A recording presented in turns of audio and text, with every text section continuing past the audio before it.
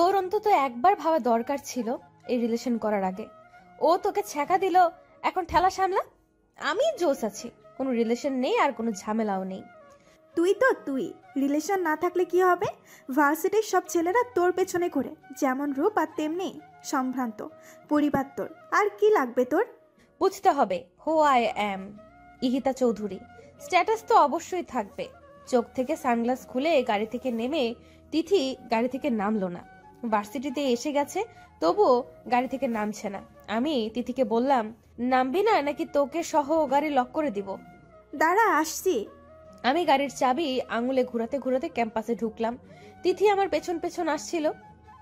আমি আজকেও লেট করে ক্লাসরুমে ঢুকেছি, আর স্যারের পারমিশন না নিয়েই ক্লাসরুমে ঢুকে পড়লাম। গিয়ে ফার্স্ট বেঞ্চে বসে পড়ি। ক্লাসের ফার্স্ট বেঞ্চটা আমার জন্য বরাদ্দ। কেউ আমাকে কিছু বলার সাহস পায় না, কারণ আমার বাবার কথায় চলে এই ভার্সিটি। আর্থিক সব অনুদান বাবা দেয় এই ভার্সিটির। তবে আমি পড়াশোনার জন্য ভার্সিটিতে আসি না, উশৃঙ্খলতা দেখাতেই আসি। টিচার ক্লাস করাচ্ছে আর আমি হেডফোন কানে লাগিয়ে গান শুনছি। এইটা নতুন কিছু না, প্রতিদিনকার ঘটনা এটা। সবাই এইসব দেখে অভ্যস্ত। স্যার ক্লাস থেকে বের হয়ে যাওয়ার আগেই আমি বেরিয়ে গেলাম। পাশে তিথি বসা ছিল। তিথি ক্লাস করছিল। ভার্সিটির শিক্ষকেরা আর শিক্ষার্থীরা আমাকে অহংকারী আর বেয়াদব বলেই জানে, কিন্তু কেউ আমার দিকে চোখে চোখ রেখে কথা বলার সাহস পায় না। ভার্সিটির সব ছেলেই আমার জন্য পাগল। বাবার এত আদর পেয়েই হয়তো আমি বকে গেছি। বাবা কোনোদিন আমার গায়ে ফুলের টোকা লাগতে দেননি, কারণ আমার মা নেই। সে যাই হোক, আমি ক্যাম্পাসের ক্যান্টিনে বসে জুস খাচ্ছিলাম। এরপর তিথিকে SMS করে আমি গাড়ি নিয়ে ক্যাম্পাস থেকে বেরিয়ে যাই। কিছুক্ষণ এই দিক সেই দিক ঘুরে দুপুরে বাসায় আসি। বাসায় সিমি, কাজের মেয়ে ছাড়া কেউ নেই আর থাকেও না। ম্যাম কিছু খাবেন? সিমি আমাকে জিজ্ঞেস করলো, না এক কাজ করো, এসিটা বাড়িয়ে দাও আর এক গ্লাস পানি নিয়ে আসো। Okay ma'am. সিমি চলে যাওয়ার পর আমি চেঞ্জ করে ল্যাপটপ নিয়ে বসলাম। সারা দিন গেমস খেলে সময় পার করে দিলাম। রাতে বাবা আসলেন আমার ঘরে। মামনি, what are you doing now? Nothing বাবা, আসো। আমার মাথায় হাত রেখে বাবা বললেন, কি করলে সারাদিন? গান আর ল্যাপটপ। ডিনার করবে, এসো। আর তোমার জন্য একটা গিফট আছে, তাড়াতাড়ি এসো। আসছি। আমি নিচে যাই, তখন বাবা আমাকে একটা বড় প্যাকেট দিলেন আর একটা চাবি দিলেন। এগুলো কি বাবা? প্যাকেট তোমার জন্য, লেটেস্ট মডেলের ড্রেস আর নতুন গাড়ির চাবি এইটা। সত্যি? গাড়ি কোথায় বাবা? গার্ডেনে। আমি দেখে আসছি। পিছু পিছু সিমি আর বাবাও এলেন। আমি গাড়ি চালাচ্ছিলাম আর হাসছিলাম, তা দেখে বাবা কেঁদে দিলেন। চোখের পানি মুছে তিনি আমাকে নেমে আসতে বললেন। আমি আসার পর দুইজন একসাথে ডিনার করলাম আর যে যার মতো শুয়ে পড়লাম। পরের দিন সকালে আমি নতুন গাড়ি নিয়ে ভার্সিটিতে যাই। গাড়ি থেকে নামার সাথে সাথে পাশে থাকা কাদা দিয়ে একটা ছেলে আমার ড্রেস নষ্ট করে দেয়। ছেলেটা বাইক নিয়ে ঢুকছিল ভার্সিটিতে। আমি রেগে আগুন হয়ে যাই আর ছেলেটার কলার ধরে বলি, how dare you to spoil my dress. রাগে আমি তাতে দাঁত চেপে আছি। Ma'am, mind yourself. What did you say? তুই আমাকে বলছিস এই কথা? এই ছেলে, এই ছোট লোক, তোর এত বড় সাহস কি করে হয় ইহিতা চৌধুরীর সাথে এইভাবে কথা বলার? অব্র বাইক থেকে নামে, সাথে ছিল অব্রর ফ্রেন্ড, সেও নামে। আর আমার এমন আচরণ দেখে সবাই ক্যাম্পাসে জড়ো হয়। এই যে মিস, কথা সাবধানে বলুন। আমার বিহেভ ছোট লোকদের মতো করিনি যে এইভাবে আমায় অপমান করবেন। তুই কি ইউনিভার্সিটির স্টুডেন্ট? আগে তো তোকে দেখিনি, আর এই কারণে তুই জানিস না যে আমি কে আর তোর কি হাল করতে পারি। আমার জানার প্রয়োজন নেই। আমি আপনার মতো ফ্যাশন শো করতে আসিনি ক্যাম্পাসে। নিজের দিকে তাকিয়ে দেখুন কি বাজে লাগছে। আবার আপনি অসবের মতো চেঁচাচ্ছেন। তোকে আজ আমি মেরেই ফেলবো। আমি গাড়ি থেকে হকি স্টিক বের করে অব্রর গায়ে মারার আগেই অব্র আমাকে থাপ্পড় মারে। সবাই থ হয়ে যায়, প্রিন্সিপাল সহ, কিন্তু কারো আগানোর সাহস নেই। কেমন মেয়ে আপনি? মিনিমাম মেয়েদের মতো আচরণ নেই তো আপনার মধ্যে? ফালতু সব। এই কথা বলে আমি বাইক নিয়ে সেখান থেকে চলে গেলাম। ইহিতা গালে হাত দিয়ে স্টিল দাঁড়িয়ে আছে। তিথি ইহিতার বাবাকে ফোন দিয়ে ভার্সিটিতে আসতে বলেছে এতক্ষণে। ইহিতার বাবাকে দেখে সবাই সালাম দেয় আর প্রিন্সিপাল এগিয়ে আসেন। ইহিতাকে ঠায় দাঁড়িয়ে থাকতে দেখে ইহিতার বাবা সামনে গেলেন, কিন্তু ইহিতা নড়ছে না। এরপর তিথি সব বলার পর ইহিতার বাবা চশমা চোখ থেকে খুলে ভেঙে ফেলেন আর প্রিন্সিপালকে জিজ্ঞেস করেন ইহিতাকে কোন ছেলে মেরেছে, তাকে যেন 1 মিনিটে এখানে আনে। প্রিন্সিপাল আমাকে ডেকে পাঠালেন। আমি ইহিতার বাবার সামনে আসলাম। তোর সাহস হয় কি করে আমার কলিজার উপর হাত তোলা? যাকে এখনো একটা পিঁপড়া কামড় দেয়নি, আর আজ তাকে তুই মেরেছিস। দেখ কি করেছিস আমার মেয়ের। What is this? এটা কি ভার্সিটি নাকি কারো বাবার সম্পদ? আর আপনার মেয়ে আমার সাথে কি করেছে সেটা দেখেননি? না দেখে কেন মারলেন আমাকে? আমার মেয়ে তোকে মেরে ফেলবে, তবুও একটা আওয়াজ করতে পারবি না। তুই কোন সাহসে মেরেছিস আমার মেয়েকে? জবাব দে। সরি, সেইটা আপনার মেয়েকেই জিজ্ঞেস করবেন। আমার ক্লাস আছে, ছাড়ুন। এই বলে আমি সেখান থেকে চলে এলাম। ইহিতার বাবা ইহিতাকে গাড়িতে বসিয়ে নিয়ে গেল বাসায়। ইহিতার গালে আমার 3 আঙ্গুলের দাগ স্পষ্টভাবে ফুটে আছে। সিমিকে দিয়ে ইহিতার গালে যত মেডিসিন আছে সব লাগালো ইহিতার বাবা। ইহিতা চুপ করে আছে এখনো। ইহিতাকে কথা বলতে বলছে সিমি আর ইহিতার বাবা, কিন্তু ইহিতা কথা বলছে না। ইহিতা এই প্রথম কারো হাত থেকে মার খেলো। কোনো শিক্ষক কোনোদিন তার দিকে চোখ রাঙিয়ে কথা বলেনি, আর মার দেওয়া তো দূর, কিন্তু আমি আজ ইহিতাকে ভার্সিটির সবার সামনে চর মেরেছি। ইহিতার কাছে এটা অনেক বেশি যন্ত্রণা লাগছে। এক পর্যায়ে ইহিতা ঘরে সব কিছু ভাঙচুর করতে শুরু করে। আশরাফ চৌধুরী ইহিতাকে বলেন, মা, তোর যত খুশি ভাঙ, কিন্তু একটু কথা বল আর একটু শান্ত হ। বাবা, ওই ছেলেকে আমি আস্ত রাখবো না। ও আমায় মেরেছে। ইহিতা চৌধুরীকে মেরেছে ও। শেষ করে ফেলবো আমি ওকে। আমি নিজে ওকে শাস্তি দিব, তুই শুধু একটু শান্ত হ ইতিতা। এরপর ইহিতা চুপচাপ বিছানায় গিয়ে আয়নায় নিজের মুখ দেখছে। এখনও হাতের ছাপ দেখা যাচ্ছে। এরপর ইহিতা আয়নাও ভেঙে ফেলে। পরে 1 মাস ইহিতা ভার্সিটিতে যায়নি, এমনকি বাসা থেকেও বের হয়নি। ওইদিকে আমার ঠিকানা কেউ জানে না বলে ইহিতার বাবা আমাকে কিছু করতে পারেননি। 1 মাস পর ইহিতা ভার্সিটিতে যায়। আমি 4 তলায় আনমনে হয়ে দাঁড়িয়ে আছি। ইহিতার গাড়ি দেখে চমকে গেলাম। দ্রুত নিচে নেমে আসি। ইহিতা একটা বই হাতে নিয়ে ক্লাসরুমের দিকে যায়। আমি ইহিতাকে থামাই। ইহিতা। ইহিতা পেছন ঘুরে রাগী দৃষ্টিতে তাকালো আমার দিকে। সরি, সেদিন আপনাকে থাপ্পড় মেরেছিলাম বলে। আমি চট করে রেগে গিয়ে কি করি আমার খেয়াল থাকে না, তাই ওইভাবে রিয়েক্ট করে ফেলেছিলাম। আপনি গত 1 মাস আসেননি ভার্সিটিতে, তাই সরি বলতে পারিনি। ইহিতা কিছুই না বলে উপরে চলে যায়। ইহিতা আর আমি দুইজনই কেমিস্ট্রি ডিপার্টমেন্টের স্টুডেন্ট, কিন্তু আমাকে দেখে কেউ বলবে না যে আমি স্টুডেন্ট। মনে হয় পড়ালেখা শেষ। আজ ইহিতা প্রথম বেঞ্চে না বসে 3 নম্বর বেঞ্চে বসলো আর ইংলিশ ক্লাসটা মনোযোগ দিয়ে করলো। স্যার একটা কোশ্চেন করেছিল, যেটার উত্তর আমি ছাড়া আর কেউ দিতে পারেনি। সবাই অবাক হয়ে যায় আর লেকচারার নিজে অভিভূত হয়ে যান আমার উত্তর শুনে। ইহিতা তখন উত্তরটা নোট করলো। ইংলিশ ক্লাস শেষ করে সবাই ল্যাবে গেল, কিন্তু ইহিতা বসেছিল। আমি বের হওয়ার আগে ইহিতাকে বললাম, যাবেন না ল্যাবে? That's none of your business, just go from here. Otherwise? হ্যাঁ, ওই দিন কিছু বলিনি, বাট এইটা ভেবো না ইহিতা কিছু করতে পারে না। ওকে, ভাবলাম না। এই বলে আমি চলে গেলাম। ক্লাস শেষ হওয়ার পর আমি ক্যাম্পাসে বন্ধুদের সাথে আড্ডা দিচ্ছিলাম। ইহিতা গাড়িতে উঠতে যাবে, তখন এক ভিক্ষুক এসে দাঁড়ালো ইহিতার সামনে। ইহিতা রেগে যায়। আমি ছাড়া আর কি কেউ নেই দান করার? আমার কাছে কেন আসলি? অব্রর এইটা দেখে প্রচন্ড রাগ হয়। আমার সামনে দাঁড়িয়ে মানিব্যাগ থেকে 500 টাকার একটা নোট বের করে ভিক্ষুককে দিয়ে সেখান থেকে চলে যেতে বলল। গাড়ি বাড়ি থাকলেই মানুষ মানুষের মতো হয় না, অধিকাংশ ক্ষেত্রে কুকুরই হয়, যেমনটা আপনি নিচে। এই কথা বলে আমি 1 সেকেন্ড না দাঁড়িয়ে বাইক নিয়ে চলে গেলাম। আমি রাগে গাড়ি হাই স্পিডে চালিয়ে বাসায় এলাম। আমি বাবাকে ফোন করে বাসায় আসতে বললাম। বাবা অফিসের সব কাজ ফেলে বাসায় চলে আসলেন। বাবা, এই ভার্সিটিতে হয় ওই ছোট লোকটা থাকবে, নয়তো আমি। কোন ছোট লোক? ওই দিন যে আমায় মেরেছিল। ও আবার কি করেছে তোমায়? আজকে ও আমায় কুকুর বলেছে। কুকুর? হোয়াট? আমি এখনই প্রিন্সিপালের সাথে কথা বলছি। ওই ছেলেকে ভার্সিটি থেকে বের করে দিন। স্যার, সেটা সম্ভব না। হোয়াট? আপনি আমাকে বলছেন সম্ভব নয়? সরি স্যার, ছেলেটা অনেক মেধাবী আর আউটস্ট্যান্ডিং পার্সোনালিটি। ওর মতো ভার্সিটিতে সেকেন্ড কপি নাই। আর সবচেয়ে বড় কথা, এইবার ভিপি ইলেকশনে ইতিতা মামুনির বিরুদ্ধে অব্র দাঁড়াবে। হোয়াট? আমার মেয়ের বিরুদ্ধে? হ্যাঁ স্যার, তাই আর সেই চান্সটা নেই বের করার। পরে ভার্সিটির ছেলেমেয়েরা খেপে যাবে আর কমিশনার পর্যন্ত গড়াবে এই ঘটনা। তাই আমি আর রিস্ক নিতে চাচ্ছি না, মাফ করবেন।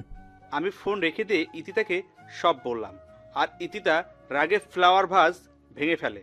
ওই ছেলের সাহস হয় কি করে হিতার বিরুদ্ধে দাঁড়ানোর? আর বাবা, তুমি কিছুই করতে পারছো না। মামনি, প্রিন্সিপাল যেখানে অনর, সেখানে আমি কি করতে পারি? বাট তুই টেনশন করিস না, সবাই তোকেই জয়ী করবে। তুই মাথা ঠান্ডা করে একটু বাইরে থেকে ঘুরে আয়। নো, আমি কোথাও যাব না। পাগলামি করিস না তিতা, চল আমার সাথে, বাইরে যাব। রেডি হয়ে আসি। যা, তাড়াতাড়ি আসবি কিন্তু। ওকে। বাবা আমার মন ভালো করতে বাইরে ঘুরতে নিয়ে যায়। সিটি ম্যাক্সের সামনে আমি অব্রকে দেখি আয়মান মির্জা আর মিসেস আয়মান মির্জার সাথে। আমি বাবাকে বলি গাড়ি থামাতে।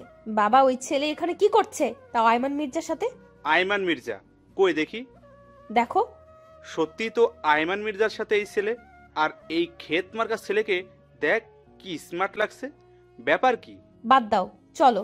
এই কথা বলে আমি সেখান থেকে চলে এলাম। আয়মান মির্জা হচ্ছে ওয়ার্ল্ড ইয়াং লিডারশিপের মেইন লিডার। আমি বাসায় এসে ভাবতে লাগলাম আয়মান মির্জার সাথে ওই ছেলে কেন থাকতেও পারে, তা আমার কি। আমি এসব ভাবতে ভাবতে ঘুমিয়ে গেলাম। 3 দিন পর ভিপি ইলেকশন।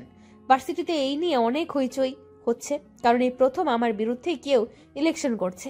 আমি যথারীতি ভার্সিটিতে গিয়ে যা করার তাই করলাম। কোনো ক্লাস না করে এই বাসায় চলে আসলাম। ইলেকশনের আগে পর্যন্ত আমি ভার্সিটিতে যাইনি। আমি ভার্সিটিতে না গেলে অব্র ক্লাস না করে বাইরে বসে থাকে মন খারাপ করে। এই 2 দিন অব্র তাই করলো, কারণ আমি আসিনি। ইলেকশনের দিন আমি আসলাম ক্যাম্পাসে, নীল রঙের শার্ট আর বাদামি রঙের প্যান্ট পরে, চুলগুলো খোলা আর সানগ্লাস পরা। অব্র অনেকক্ষণ তাকিয়েছিল, তারপর চোখ সরিয়ে নিজের কাজ করলো। আমাকে আর অব্রকে একসাথে থাকতে বলা হয়েছে, কিন্তু আমি সেই কথা না শুনে দোতলায় গিয়ে ফোনে গেমস খেলছি নিশ্চিন্ত মনে, কারণ আমার কনফিডেন্স আছে আমিই জিতবো। সারাদিন আমি একই জায়গায় বসে রইলাম। রাতে ইলেকশনের রেজাল্ট পাবলিশ করে প্রিন্সিপাল, আর রেজাল্ট আমার বিরুদ্ধে, অর্থাৎ অব্র জিতেছে ইলেকশনে। অব্রর কোনো ভ্রুক্ষেপ না করেই আমার দিকে তাকালো। আমি হাতের ফোন ভেঙে ফেলি আর গাড়ি নিয়ে খুব দ্রুত সেখান থেকে বেরিয়ে যাই। বাবা এই কথা শোনার পর প্রিন্সিপালকে প্রচুর থ্রেট করে। আমাকে তিনি সামলাচ্ছেন। আর অন্যদিকে আমি বাসায় গিয়ে ইহিতার কথা ভাবছি, মেয়েটা কি করছে না করছে এই নিয়ে। খুব বেশি বাড়াবাড়ি কি হয়ে যাচ্ছে? এসব ভাবতে ভাবতে আমি ঘুমিয়ে পড়ি। পরের দিন আমাকে ব্যাচ আর দায়িত্ব দেওয়া হয় আর শপথ করানো হয়, কিন্তু ইহিতা ভার্সিটিতে আসেনি। আমার মন ভীষণ খারাপ। এইভাবে 7 দিন চলে যায়, কিন্তু ইহিতা ভার্সিটিতে আসে না। এরপর আমি ইহিতার বাসায় চলে যাই। ইহিতা আমাকে দেখে অবাক তো হয়ই, সাথে তেলে বেগুনে জ্বলতে থাকে। আমি ইহিতাকে বললাম, ভার্সিটিতে যাও না কেন? আমাকে তুমি বলছো কোন সাহসে? ঝগড়া বাদ দাও, ভার্সিটিতে চলো। How dare you to force me? কোন সাহসে এসব কথা আসছে মুখ দিয়ে? ভিপি হিসেবে কলেজের প্রত্যেকটা স্টুডেন্টের প্রতি আমার দায়িত্ব রয়েছে, সো চলো। আমি যাব না না না। তুমি যাবে যাবে আর যাবে। আমার হাত ধরার সাহস কোথায় পেলি ছোট লোক? যা খুশি বলো। ও হ্যাঁ, আজকে থেকে প্রতিদিন ভার্সিটিতে যাবে আর নিয়মিত ক্লাস করবে। আর মোস্ট ইম্পর্টেন্টলি, এসব ড্রেস আর পরা যাবে না। যাও তাড়াতাড়ি চেঞ্জ করে এটা পরে আসো। My foot. প্যাকেটটা ছুঁড়ে মেরে আমি বললাম, এইটাই যে তোমায় পড়তে হবে ইহিতা চৌধুরী। বের হও আমার বাসা থেকে। Just get out from here. আগে ভার্সিটিতে চলো। আর তুমি যদি স্বইচ্ছা এই ড্রেসটা পরে ভার্সিটিতে না যাও, তাহলে আমি নিজের হাতে তোমায় এই ড্রেস পরাবো আর ভার্সিটির সবার সামনে তোমায় কিস করব। বলো কোনটাতে রাজি তুমি? How dare you bloody shit. Ihita, enough. যা বলেছো আর না। সোজা আঙ্গুলে ঘি উঠবে না। বুঝেছি, আঙ্গুল বাঁকা করতেই হবে। আমার বাসায় এসে আমার সাথে এই ব্যবহার? তোকে আমি দেখে নেব ফাজিল। 10 মিনিটে আসো। ইহিতা দরজা লাগিয়ে দিল। 15 মিনিট পর ইহিতা রেডি হয়ে বেরিয়ে আসলো। আমি আর সিমি ইহিতার দিকে মুগ্ধ চোখে তাকিয়ে আছি। এইভাবে তাকিয়ে আছো কেন তোমরা? ম্যাম, কি সুন্দর লাগছে আপনাকে দেখতে। চুপ, একদম চুপ বেয়াদব। যাও এখান থেকে। চলো। তোকে আমি দেখে নিব অব্র। দেখো, এখন চলো। আমি ইহিতাকে নিয়ে ভার্সিটিতে যাই আর সেকেন্ড বেঞ্চে ইহিতাকে বসিয়ে থার্ড বেঞ্চে ইহিতার পিছনে বসি। ইহিতার সামনে গিয়ে বলি, আজ সবগুলো ক্লাস মনোযোগ দিয়ে করে তারপর বাসায় যাবা। আর এর বিপরীতে কিছু হলে বুঝোই তো কি করব। তোকে আমি শেষ করে ফেলবো অব্র। সে পরে দেখব। আগে ক্লাসগুলো করে নোট করে বাসায় গিয়ে পড়বে। ফোন হাতে দেখলেই খবর আছে। Just mind your language. তোর কথা শুনতে ইহিতা চৌধুরী বাধ্য নয়। 1000 বার বাধ্য। অব্র অব্র পেছনে ছিল, তাই আজ আমি সবগুলো ক্লাস ঠিকঠাক মতো করেছি। আজকে ভালোই লেগেছে আমার। তবে আমার এমন পরিবর্তনে শিক্ষকরা সহ সবাই খুশি। বেশ প্রাণোচ্ছল ভাবেই ক্লাস করেছি। তিনি এসব দেখে পুরো হা হয়ে তাকিয়ে আছে অব্রর দিকে। অব্র কি ইশারা করে তিথি জিজ্ঞেস করে, কেমনে সম্ভব? অব্র হাসি দিয়ে বুঝিয়ে দেয় চাইলেই সম্ভব। ক্লাস করা শেষে আমি বের হয়ে যাই। অব্র সিঁড়ির পাশে দাঁড়িয়েছিল। এক ছেলে ভুলে আমার ওড়নায় পাড়া দেয়, যার কারণে আমি টান খেয়ে অব্রর হাতের উপর পড়ে যাই আর অব্র আমাকে ধরে। আমি পড়ার সাথে সাথেই পেছন ঘুরে তাকিয়ে দেখি ওড়নাটা সিঁড়িতে পড়ে আছে আর একটা ছেলে টিল সেখানে হা করে দাঁড়িয়ে আছে। অব্র আমার দিকে তাকিয়ে ওই ছেলের সামনে যায়। অব্র দেখে বুঝেছে ইচ্ছে করে ছেলেটা এমন করেনি। নেক্সট টাইম যেন এমন ভুল না হয়। জি ভাইয়া। যাও এখন। আমি ইহিতাকে ওড়নাটা দিলাম আর বইগুলো উঠিয়ে গাড়ি পর্যন্ত ইহিতাকে দিয়ে আসলাম। ইহিতা চলে গেল আমাকে কিছু না বলেই। আমি একটু মুচকি হাসলাম আর বাইক নিয়ে বেরিয়ে গেলাম। অব্র চলে যাওয়ার পর আমি বাইক নিয়ে চলে আসি। বাসায় এসে ড্রেস খুলে টুকরো টুকরো করে কাটি আর সেইগুলো ছাদে নিয়ে উড়িয়ে দেই। অব্রকে মনে মনে অনেক বকা দিচ্ছি। এরপর নিজের মতো করে এসে খাওয়া দাওয়া শেষ করে ল্যাপটপ নিয়ে বসি। এর মধ্যে আমার ফোন বাজলো। ফোন রিসিভ করার সাথে সাথে অপর পাশ থেকে একটা ছেলে বলল, কাজটা ভালো করলে না ইহিতা, এর মাসুল তোমায় গুনতে হবে। এই বলে ছেলেটা ফোন কেটে দিল। আমি ভ্যাবাচাকা খেয়ে গেলাম। কে ফোন করলো আর কেনই বা এসব বলল? আমি আবার কল ব্যাক করে দেখলাম, কিন্তু ফোন বন্ধ। আমি এসব পাত্তা না দিয়ে আবার নিজের কাজে মনোযোগ দিলাম। বাবা বাসায় আসার পর একসাথে ডিনার সেরে শুয়ে পড়লাম। আমি ভাবতেও পারিনি আগামীকাল আমার জন্য কি অপেক্ষা করছে। আমি সকালে ঘুম থেকে উঠে শর্ট ড্রেস পরে ভার্সিটিতে যাব বলে গাড়ি নিয়ে বের হলাম। অর্ধেক রাস্তা যাওয়ার পর আমি খুব জোরে গাড়ি ব্রেক করলাম, তাই হোল্ডিং এর সাথে লেগে আমার মাথা কেটে যায়। গাড়ি ব্রেক করার কারণ হলো সামনে একটা কার দাঁড়ানো। আমি কপালে টিস্যু ধরে বেরিয়ে আসি। গাড়িটার সামনে যাওয়ার পরেই আমাকে জোর করে সেই কারে বসানো হয় আর একজনকে ফোন করে বলে আমার গাড়ি বাসায় দিয়ে আসতে। আমি গাড়িতে উঠে অব্রকে দেখে চমকে যাই আর প্রচন্ড রেগে যাই। আই ছোট লোকের বাচ্চা, তুই আমায় কেন এইভাবে নিয়ে আসলি? কোথায় নিয়ে যাচ্ছিস আমাকে? একদম কথা কম বলবে, নয়তো মুখে স্কচ টেপ মেরে দিব। গাড়ি থামা, I say stop the car. এরপর অব্র আর কোনো কথা না বলে আরো জোরে গাড়ি চালাতে থাকে, কিন্তু আমি অনর্গল চেঁচিয়েই যাচ্ছি। এক পর্যায়ে আমি গাড়িতে থাকা বটল ছুঁড়ে মারি বাইরে। এতে জানালার কাঁচ ভেঙে যায়, কিন্তু অব্র তবুও থামলো না। একটা বাংলোর সামনে গাড়ি পার্ক করলো অব্র। আমাকে গাড়ি থেকে জোর করে নামালো, কিন্তু আমি তো নামবো না। এরপর অব্র আমাকে কোলে করেই ভেতরে ঢুকালো। আমি অব্র শার্ট ছিঁড়ে ফেলেছি জিদে, কিন্তু অব্র কিছুই করছে না। ড্রয়িং রুমে নিয়ে অব্র আমাকে বসালো। এরপর আমার হাতে একটা লেহেঙ্গা দিয়ে বলল, কুইকলি যাও আর এটা পরে আসো, জাস্ট গো ফাস্ট। উকিল সাহেব চলে আসবেন এখন। উকিল আসবেন মানে? আর তুই এইভাবে আমায় এটা পড়তে বলছিস কেন? আজ আমাদের ম্যারেজ রেজিস্ট্রি হবে। হোয়াট? ওই জানোয়ার, তোর সাহস কি করে হয় এসব বলার? ইহিতা চৌধুরীকে বিয়ে করবে তোর মতো ছোট লোক? My foot, just let me go. কে ছোট লোক আর কে বড় লোক সেটা আজই প্রমাণ হবে। বেশি কথা না বলে এটা পরে আসো, নয়তো আমি বাধ্য হব পরিয়ে দিতে। তুই আমায় টাচ করে দেখ শুধু। আমার বাবা যদি জানে তার মেয়েকে তুই এইভাবে তুলে এনে বিয়ে করছিস, তোকে জিন্দা কবর দিবে। ভালোই আমায় ছেড়ে দে। এরপর অব্র নিজেই আমাকে জোর করে লেহেঙ্গা পরিয়ে দিল চোখ বন্ধ করে। অব্র জানে আমি পরবো না, তাই নিজেই পরিয়ে দিল। আমার যা মেকআপ করা ছিল তাতেই চলবে। এরপর অব্র উকিলকে ভেতরে আসতে বললেন। অব্র রেজিস্ট্রি পেপারে সাইন করে আমাকে বলল সাইন করতে, কিন্তু আমি কলম ছুঁড়ে মারলাম আর পেপার ছিঁড়ে ফেলি।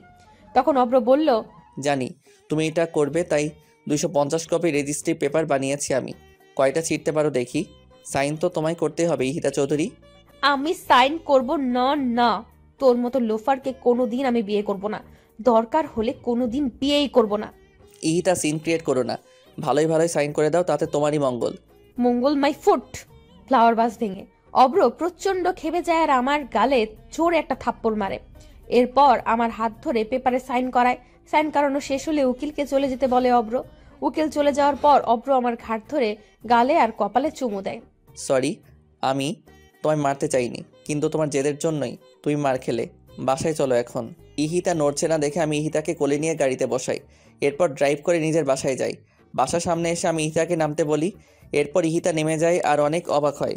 এইটা তো মির্জা প্যালেস, এখানে নিয়ে আসলো কেন ছোট লোকটা আমায়? এরপর অব্র আমাকে নিয়ে ভেতরে যায় আর সবাইকে ডাকে। বৌমনি, আম্মু। কি হয়েছে দেবরজি, চেঁচাচ্ছেন কেন? তিনি ভাবি কথা বলতে গিয়ে থেমে যায় আমাদের বিয়ের সাজ দেখে। কি হয়েছে ঈশান? সবাই আমাকে ঈশান ডাকে। চেঁচাচ্ছিস কেন? এই মেয়েকে? আম্মু আমি বলি, ও হচ্ছে ইহিতা চৌধুরী, আশরাফ চৌধুরীর একমাত্র মেয়ে। চিনেছেন? হ্যাঁ, বাট এই অসভ্য আর আনকালচার্ড মেয়ে ঈশান তোর সাথে কেন? আম্মু, আমি ইহিতাকে ভালোবাসি, আর এই কারণেই তোমাদেরকে না জানিয়ে বিয়ে করে এনেছি। তার জন্য আমি সরি। বৌমনিকে বলেছি সব, ভাইয়াও জানে, তুমি আর পাপা জানো না শুধু। এক মিনিট, এখানে কোনো কমেডি শো হচ্ছে? তুই ফ্যামিলির ছোট ছেলে, আই মিন ঈশান মির্জা। হ্যাঁ ইহিতা। কিন্তু আমি যতটুকু জানি আয়ান মির্জার ছোট ছেলে লন্ডন থেকে পড়াশোনা করে আর সেখানেই সে সেটেল। তাহলে ভার্সিটিতে তুমি কেন ছিলে? তোমার জানা ভুল নয়, আমি লন্ডন থেকে পিএইচডি করেছি ইন ইংলিশ। হোয়াট? তাহলে এই ভার্সিটি? সে অনেক কাহিনী ইহিতা। এখন ফ্রেশ হয়ে রেস্ট করো। আর ঈশান, তুমি ইহিতার বাবাকে কল করে আসতে বলো। আমি পাপা আর আইমানকে আসতে বলেছি। ঠিক আছে বৌমনি। আর আম্মু, তোমার সাথে আমার কিছু কথা আছে, তোমার ঘরে চলো। আর বৌমনি, তুমি ওকে আমার ঘরে নিয়ে যাও। তোর সাথে আমার কোনো কথা নেই ঈশান। আমার ছেলে আজ বিয়ে করেছে, তাও আমাদের না জানিয়ে। বাহ ঈশান বাহ। আম্মু একবার শুনুন, ওকে বলতে চাই, তারপর না হয় সবটা বিচার করবেন। বৌমা, তুমি ওকে সাপোর্ট করছো? না মা, আমি শুধু আপনাকে শুনতে বলছি ঈশানের কথাগুলো। আয় আমার ঘরে। মা সেখান থেকে চলে গেলেন। যাও, আর শুনো, রেখে যেও না, ঠান্ডা মাথায় বুঝিও। আমি ঈশানকে এ কথা বলে ইতাকে নিয়ে উপরে গেলাম। আর ঈশান পা টিপে টিপে আম্মুর ঘরে গেল। আম্মু সরি, তো তোমার ছেলে না হয় একটা ভুল করে ফেলেছে, মাফ করে দাও। না ছাড় তুই আমাকে। আমি কোনো সাধারণ ঘরের মেয়েকে আমার ছোট ছেলের বউ বানাতে চেয়েছিলাম, যে হবে নম্র ভদ্র, ঠিক আমার তিন্নি মায়ের মতো। এই বেয়াদব মেয়ের মতো মেয়েকে চাইনি। আম্মু, বৌমনির সাথে কারো তুলনা চলে না। ইহিতা অনেক ভালো মেয়ে, কিন্তু শাসনের অভাবে এমন হয়ে গেছে। প্লিজ আম্মু, ওকে কষ্ট দিও না, কারণ জানোই তো ওর মা নেই। আমার জন্য হলেও অন্তত ওকে মেনে নাও। তুমি আর বৌমনি হেল্প করলেই ও ঠিক হয়ে যাবে। প্লিজ আম্মু, প্লিজ। ঈশান, আমি কোনো ফোর্স শুনবো না। যা তুই এখান থেকে। ওয়েল স্টাবলিশ করেছি তোদের দুই ভাইকে। আমি আর তোর পাপা মিলে কোনো দিন কোনো কিছুতে অপূর্ণ রাখিনি। দেশের বাইরে রেখে মানুষ করেছি তোদের, যাতে কোনো বাজে সঙ্গ না পাস। কিন্তু ঈশান, আজ তোর ভাইয়ের স্ট্যাটাসটা কোথায় থাকবে, আর তোর পাপারই বা ইমেজ কোথায় থাকলো? তা পারো কি ভাবলি না? তোর কথা আমি বাদই দিলাম। 14 বছর পর দেশে এসে 14 দিন যেতে না যেতে এই কাজ করে ফেললি। আম্মু মাফ করে দাও আমায়, জীবনের প্রথম আর শেষ ভুল এইটাই। ঈশান, লিভ মি অ্যালোন। আম্মু। ঈশান, ডোন্ট বি ইমোশনাল। এসব আমার একদম পছন্দ নয়। আম্মু আসবো? আয়। ভাইয়া আম্মুকে একটু বোঝা না, দেখ আম্মু কিছুতেই বুঝতে চাইছে না। তুই যা, আমি দেখতেছি। ভাইয়া। ঈশান, যেতে বলছি না আমি? যাচ্ছি। বাবু, আমি তোর কাছ থেকে ওর হয়ে সাফাই শুনতে চাই না। আম্মু, তুমি কী ভেবে দেখেছো? ও তোমার ছোট ছেলে, আর আমাদের সবার কত আদরের। ও না হয় একটা ভুল করেই ফেলেছে, তাই বলে কি আমার ভাই কাঁদবে? তুমি বলো আম্মু। কোনোদিন তো আমাদের দুই ভাইয়ের চোখের পানি তুমি ফোলেরও পড়তে দাওনি, আর আজ ঈশান কাঁদতে কাঁদতে চলে গেল, সেটা দেখলে না আম্মু? মা কথাটি শুনে চুপচাপ দাঁড়িয়ে আছেন। আমি আবার বললাম, আম্মু প্লিজ আম্মু, মন খারাপ করো না। 5 বছর ধরে ঈশান ঈশিতাকে পাগলের মতো ভালোবাসে, যার কারণে ও বাংলাদেশে আসে। আজ কি ওর ভালোবাসা বৃথা যাবে আম্মু? 25 বছর ধরে আমি মানুষ করলাম, সেই মূল্য কি ও দিয়েছে বাবু? আম্মু, তোমার মূল্য ও কি করে দিবে? তোমার ভালোবাসার কোনো মূল্য আমাদের কাছে নেই আম্মু। ইহিতা ঠিক হয়ে যাবে, শুধু সময় লাগবে।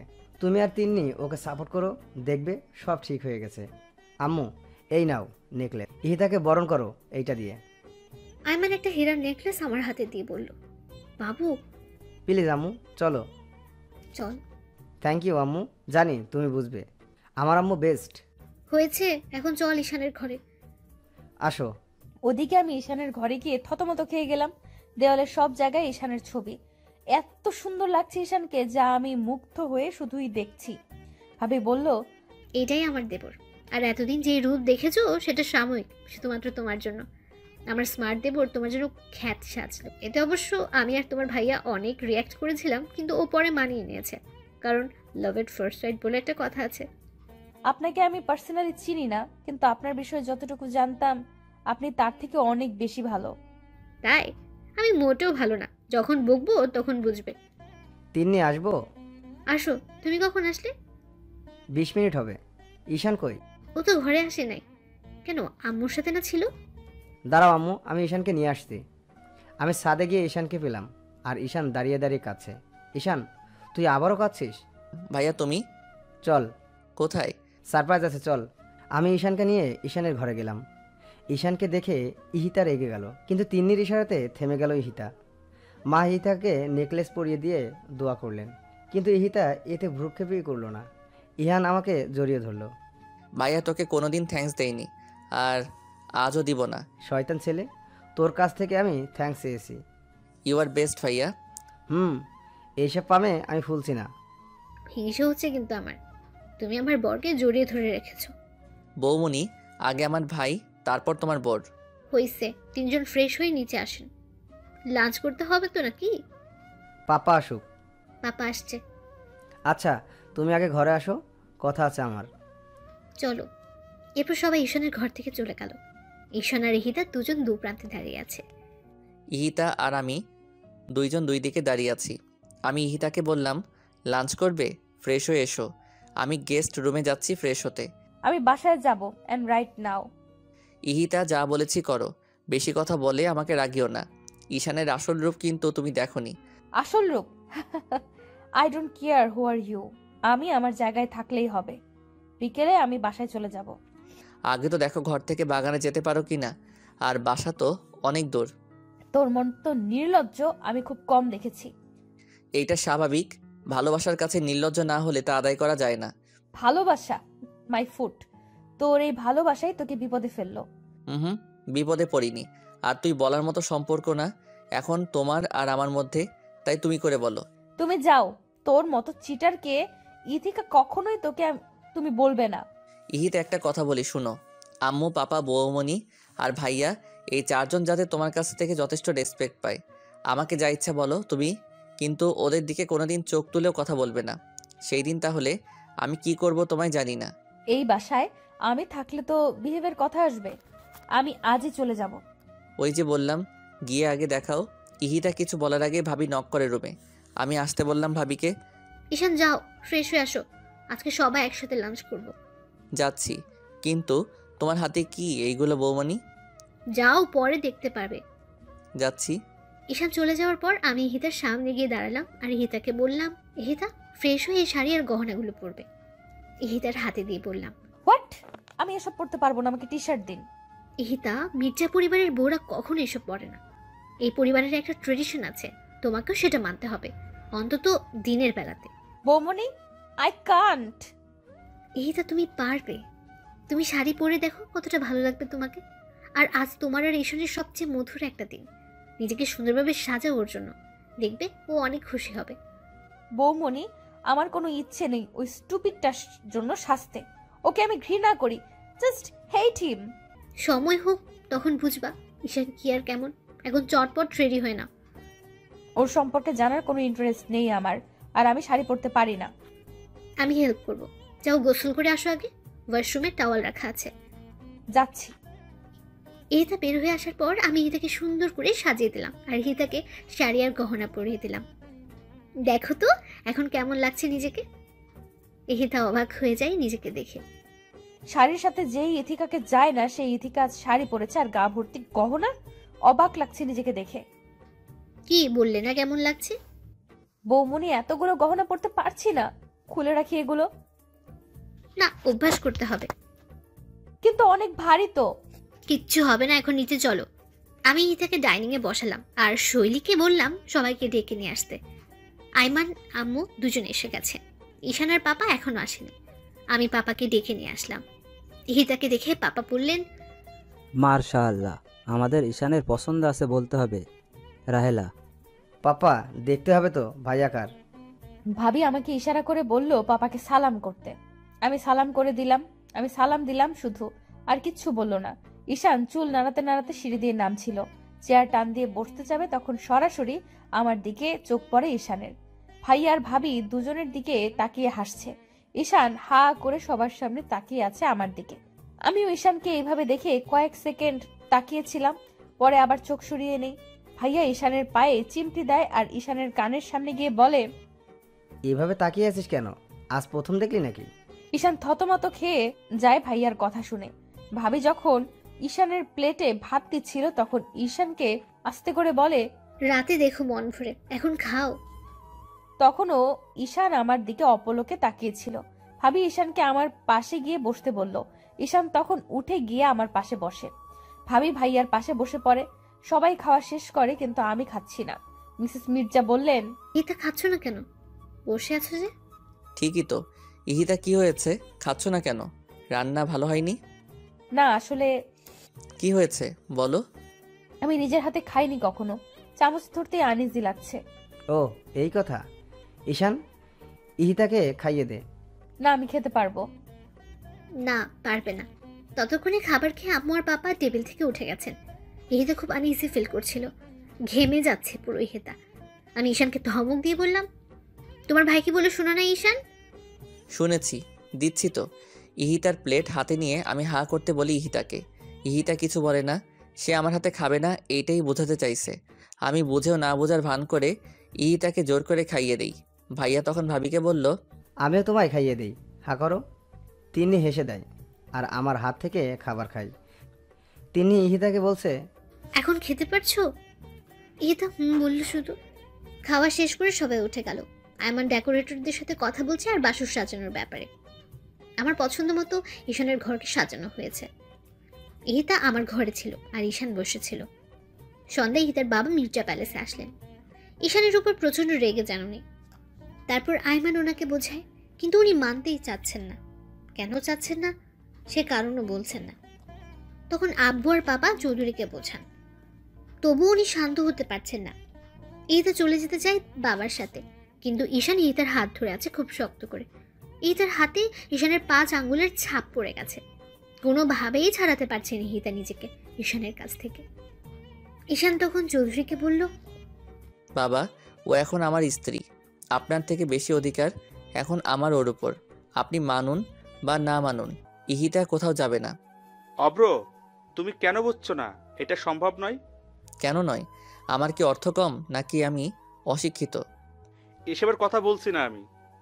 আপনি যাই বলুন আর না বলুন, ইহিতা এখন আমার, আর ও আমার কাছেই থাকবে। ওকে, এখানে আমারও আর কিছু করার নেই, কিন্তু পরে আফসোস করো না যেন। ইহিতার বাবা কাঁদছিলেন তখন। কোনো আফসোস হবে না। আর আফসোস কেন হবে? ভালোবাসাকেই তো বিয়ে করেছি। দেখে রেখো ওকে। মির্জা সাহেব, দেখে রাখবেন আমার মেয়েটাকে, কখনো চুল পরিমাণ কষ্ট দেয়নি ওকে। আপনি চিন্তা করবেন না চৌধুরী সাহেব, আমরা আছি। এরপর ইহিতার বাবা চলে গেলেন। ইহিতা কাঁদছিল বাবার কান্না দেখে। ইহিতার চোখে পানি আমি এই প্রথম দেখলাম। আমি ইহিতার চোখের পানি মুছে দিলাম আর হাত ছেড়ে দিলাম। আমি ইহিতার হাত ছেড়ে দেই। ইহিতার ফর্সা হাত নীল রঙের হয়ে গেছে। আমি দেখে ভয় পেয়ে যাই। ভাবি মলম নিয়ে আসে তাড়াতাড়ি করে। আমি মলম লাগাতে যাব, তখন ইহিতা বলে, লাগবে না, ব্যথা পাইনি আমি। এই কথা বলে আমি উপরে চলে যাই। ঈশানও মলম নিয়ে পিছু পিছু আসে। আমি গেস্ট রুমে গিয়ে বসি আর চাদর খামচাচ্ছি জেদে। ঈশান এইটা দেখে বুঝতে পারলো আমি অনেক রেগে আছি। ঈশান আমার সামনে আসলো, আমার হাত টান দিয়ে নিজের পায়ের উপর রাখে। কি হচ্ছে কি? ইহিতা প্লিজ মলমটা লাগাতে দাও। আমি সরি, বুঝিনি এমন হয়ে যাবে। Don't touch, just leave me alone. Ihita please. No, I am all right. যা ইচ্ছে হয় আমাকে বলো, কিন্তু মলমটা লাগাতে দাও হাতে, নয়তো ব্যথা করবে আর ফুলে যাবে। যাক, তুই হ্যাপি হবি তো তখন। ইহিতা, এটা কি ধরনের কথা বলার স্টাইল? সরি, পারমিশন না নিয়ে আসার জন্য। আরে না বৌমনি, পারমিশন কিসের?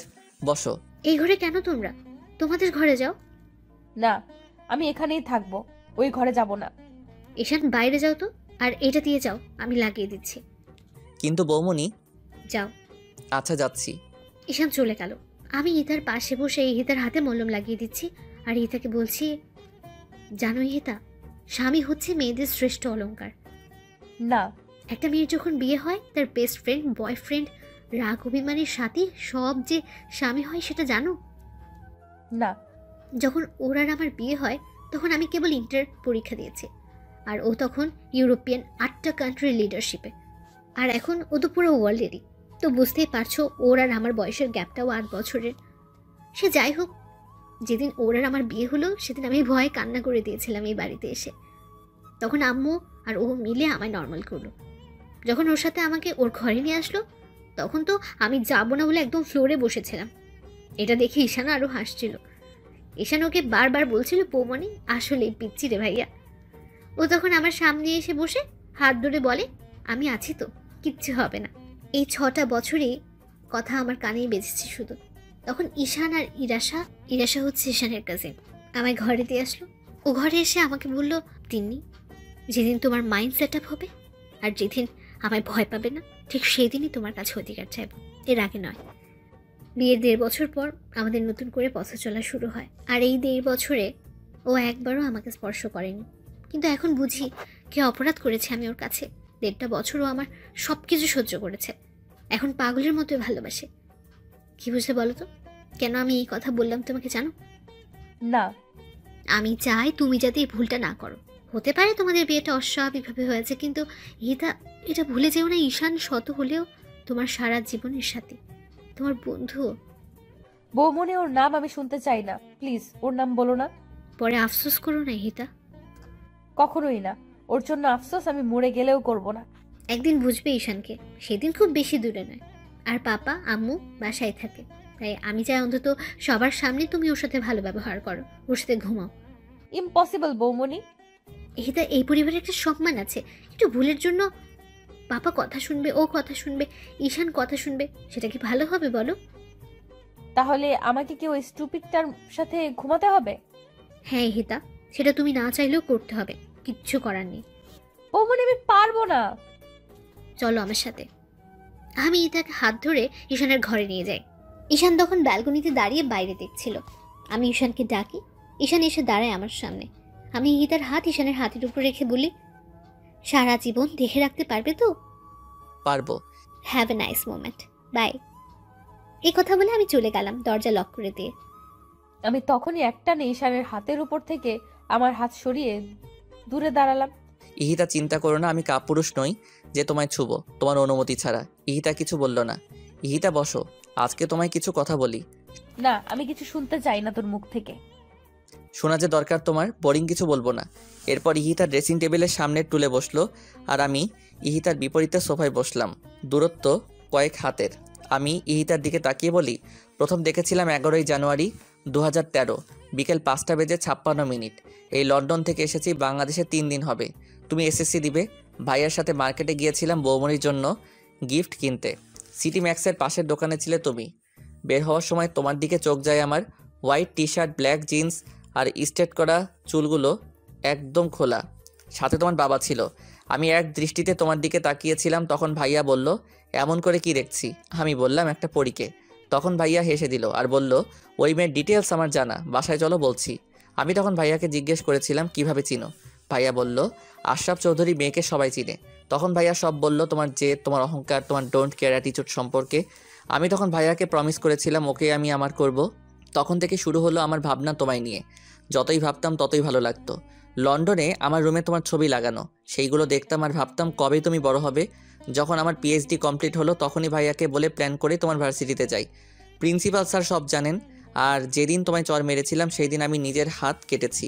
এই দেখো। ইহিতার সামনে হাত বাড়িয়ে দিয়ে, বৌমনি খুব বকেছিল সেই দিন যখন তুমি আমার দেওয়া ড্রেসটা কেটে ফেলেছিলে।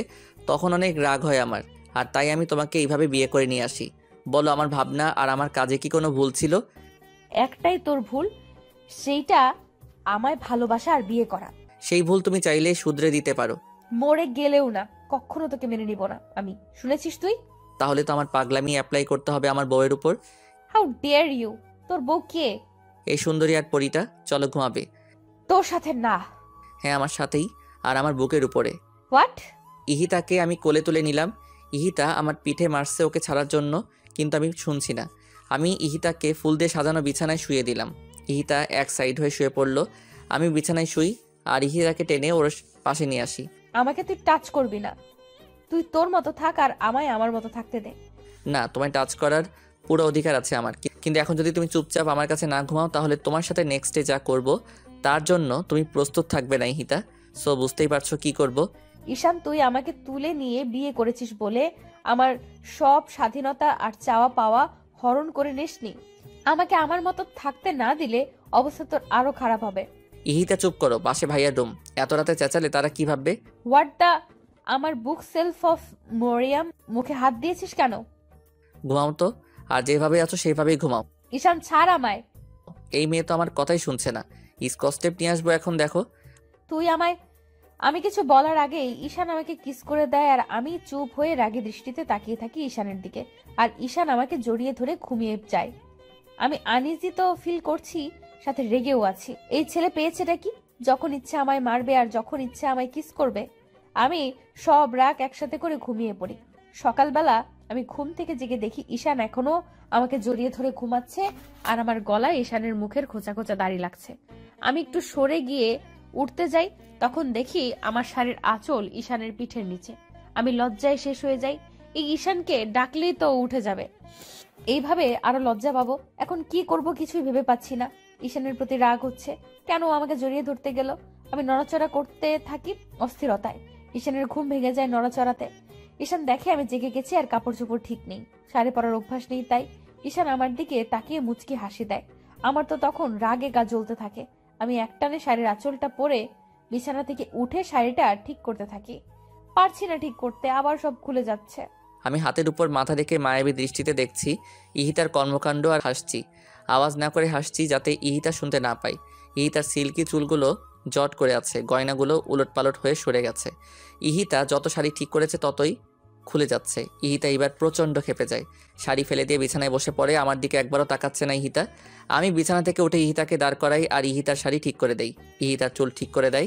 ইহিতা বিরক্ত হয়ে সহ্য করলো। ইহিতা রেডি হয়ে ভাবির কাছে গেল। ভাবি টেবিলে খাবার সার্ভ করছিল আর ভাইয়া কফি খাচ্ছিল। ইহিতা ভাবিকে বলল, গুড মর্নিং বৌমনি, আর গুড মর্নিং ভাইয়া। Good morning ইহিতা।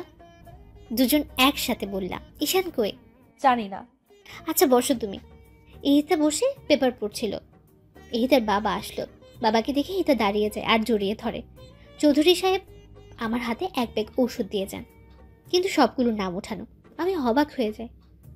আঙ্কেল, এই মেডিসিনগুলো কেন? ইতিরাকে প্রতিদিন 2টা করে খাইয়ে দিও, মনে করে প্লিজ। আমার মানুটাকে দেখো। কিন্তু আঙ্কেল, এতগুলো মেডিসিন, তাও নাম ছাড়া। আর কিসের ওষুধ এগুলো? আমার বুঝ হওয়ার পরেই দেখছি বাবা প্রতিদিন 2টা করে এই ওষুধ আমায় খাওয়ায়, কিন্তু কোনো দিন বলেনি কিসের ওষুধ। আঙ্কেল বলেন কিসের ওষুধ? এত কিছু বলতে পারবো না, আমার অফিসের টাইম হয়ে গেল, যেতে হবে। আর ওষুধগুলো খাইয়ে দিও প্লিজ। এ কথা বলে হনহন করে বেরিয়ে যায় হিতার বাবা। আমি আর আইমান দুজনের দিকে তাকিয়ে আছি। ইহিতা ওষুধগুলো নিয়ে ঘরে চলে আসে। ঈশানকে কেউ কিছু বলল না, সবাই নর্মালি নিল ব্যাপারটা, কিন্তু আমার মনে খটকা লেগে গেল। আমি সবাইকে খাবার সার্ভ করলাম, সবাই খেয়ে দিয়ে উঠে গেল। আমি আইমানকে বললাম ইহিতার ব্যাপারটা। আইমান আমাকে বলল, হবে হয়তো কিছু, বাদ দাও, খেতেই পারে। আমিও আর মাথা ঘামালাম না। আমি ইহিতাকে ওষুধ খেতে বললাম।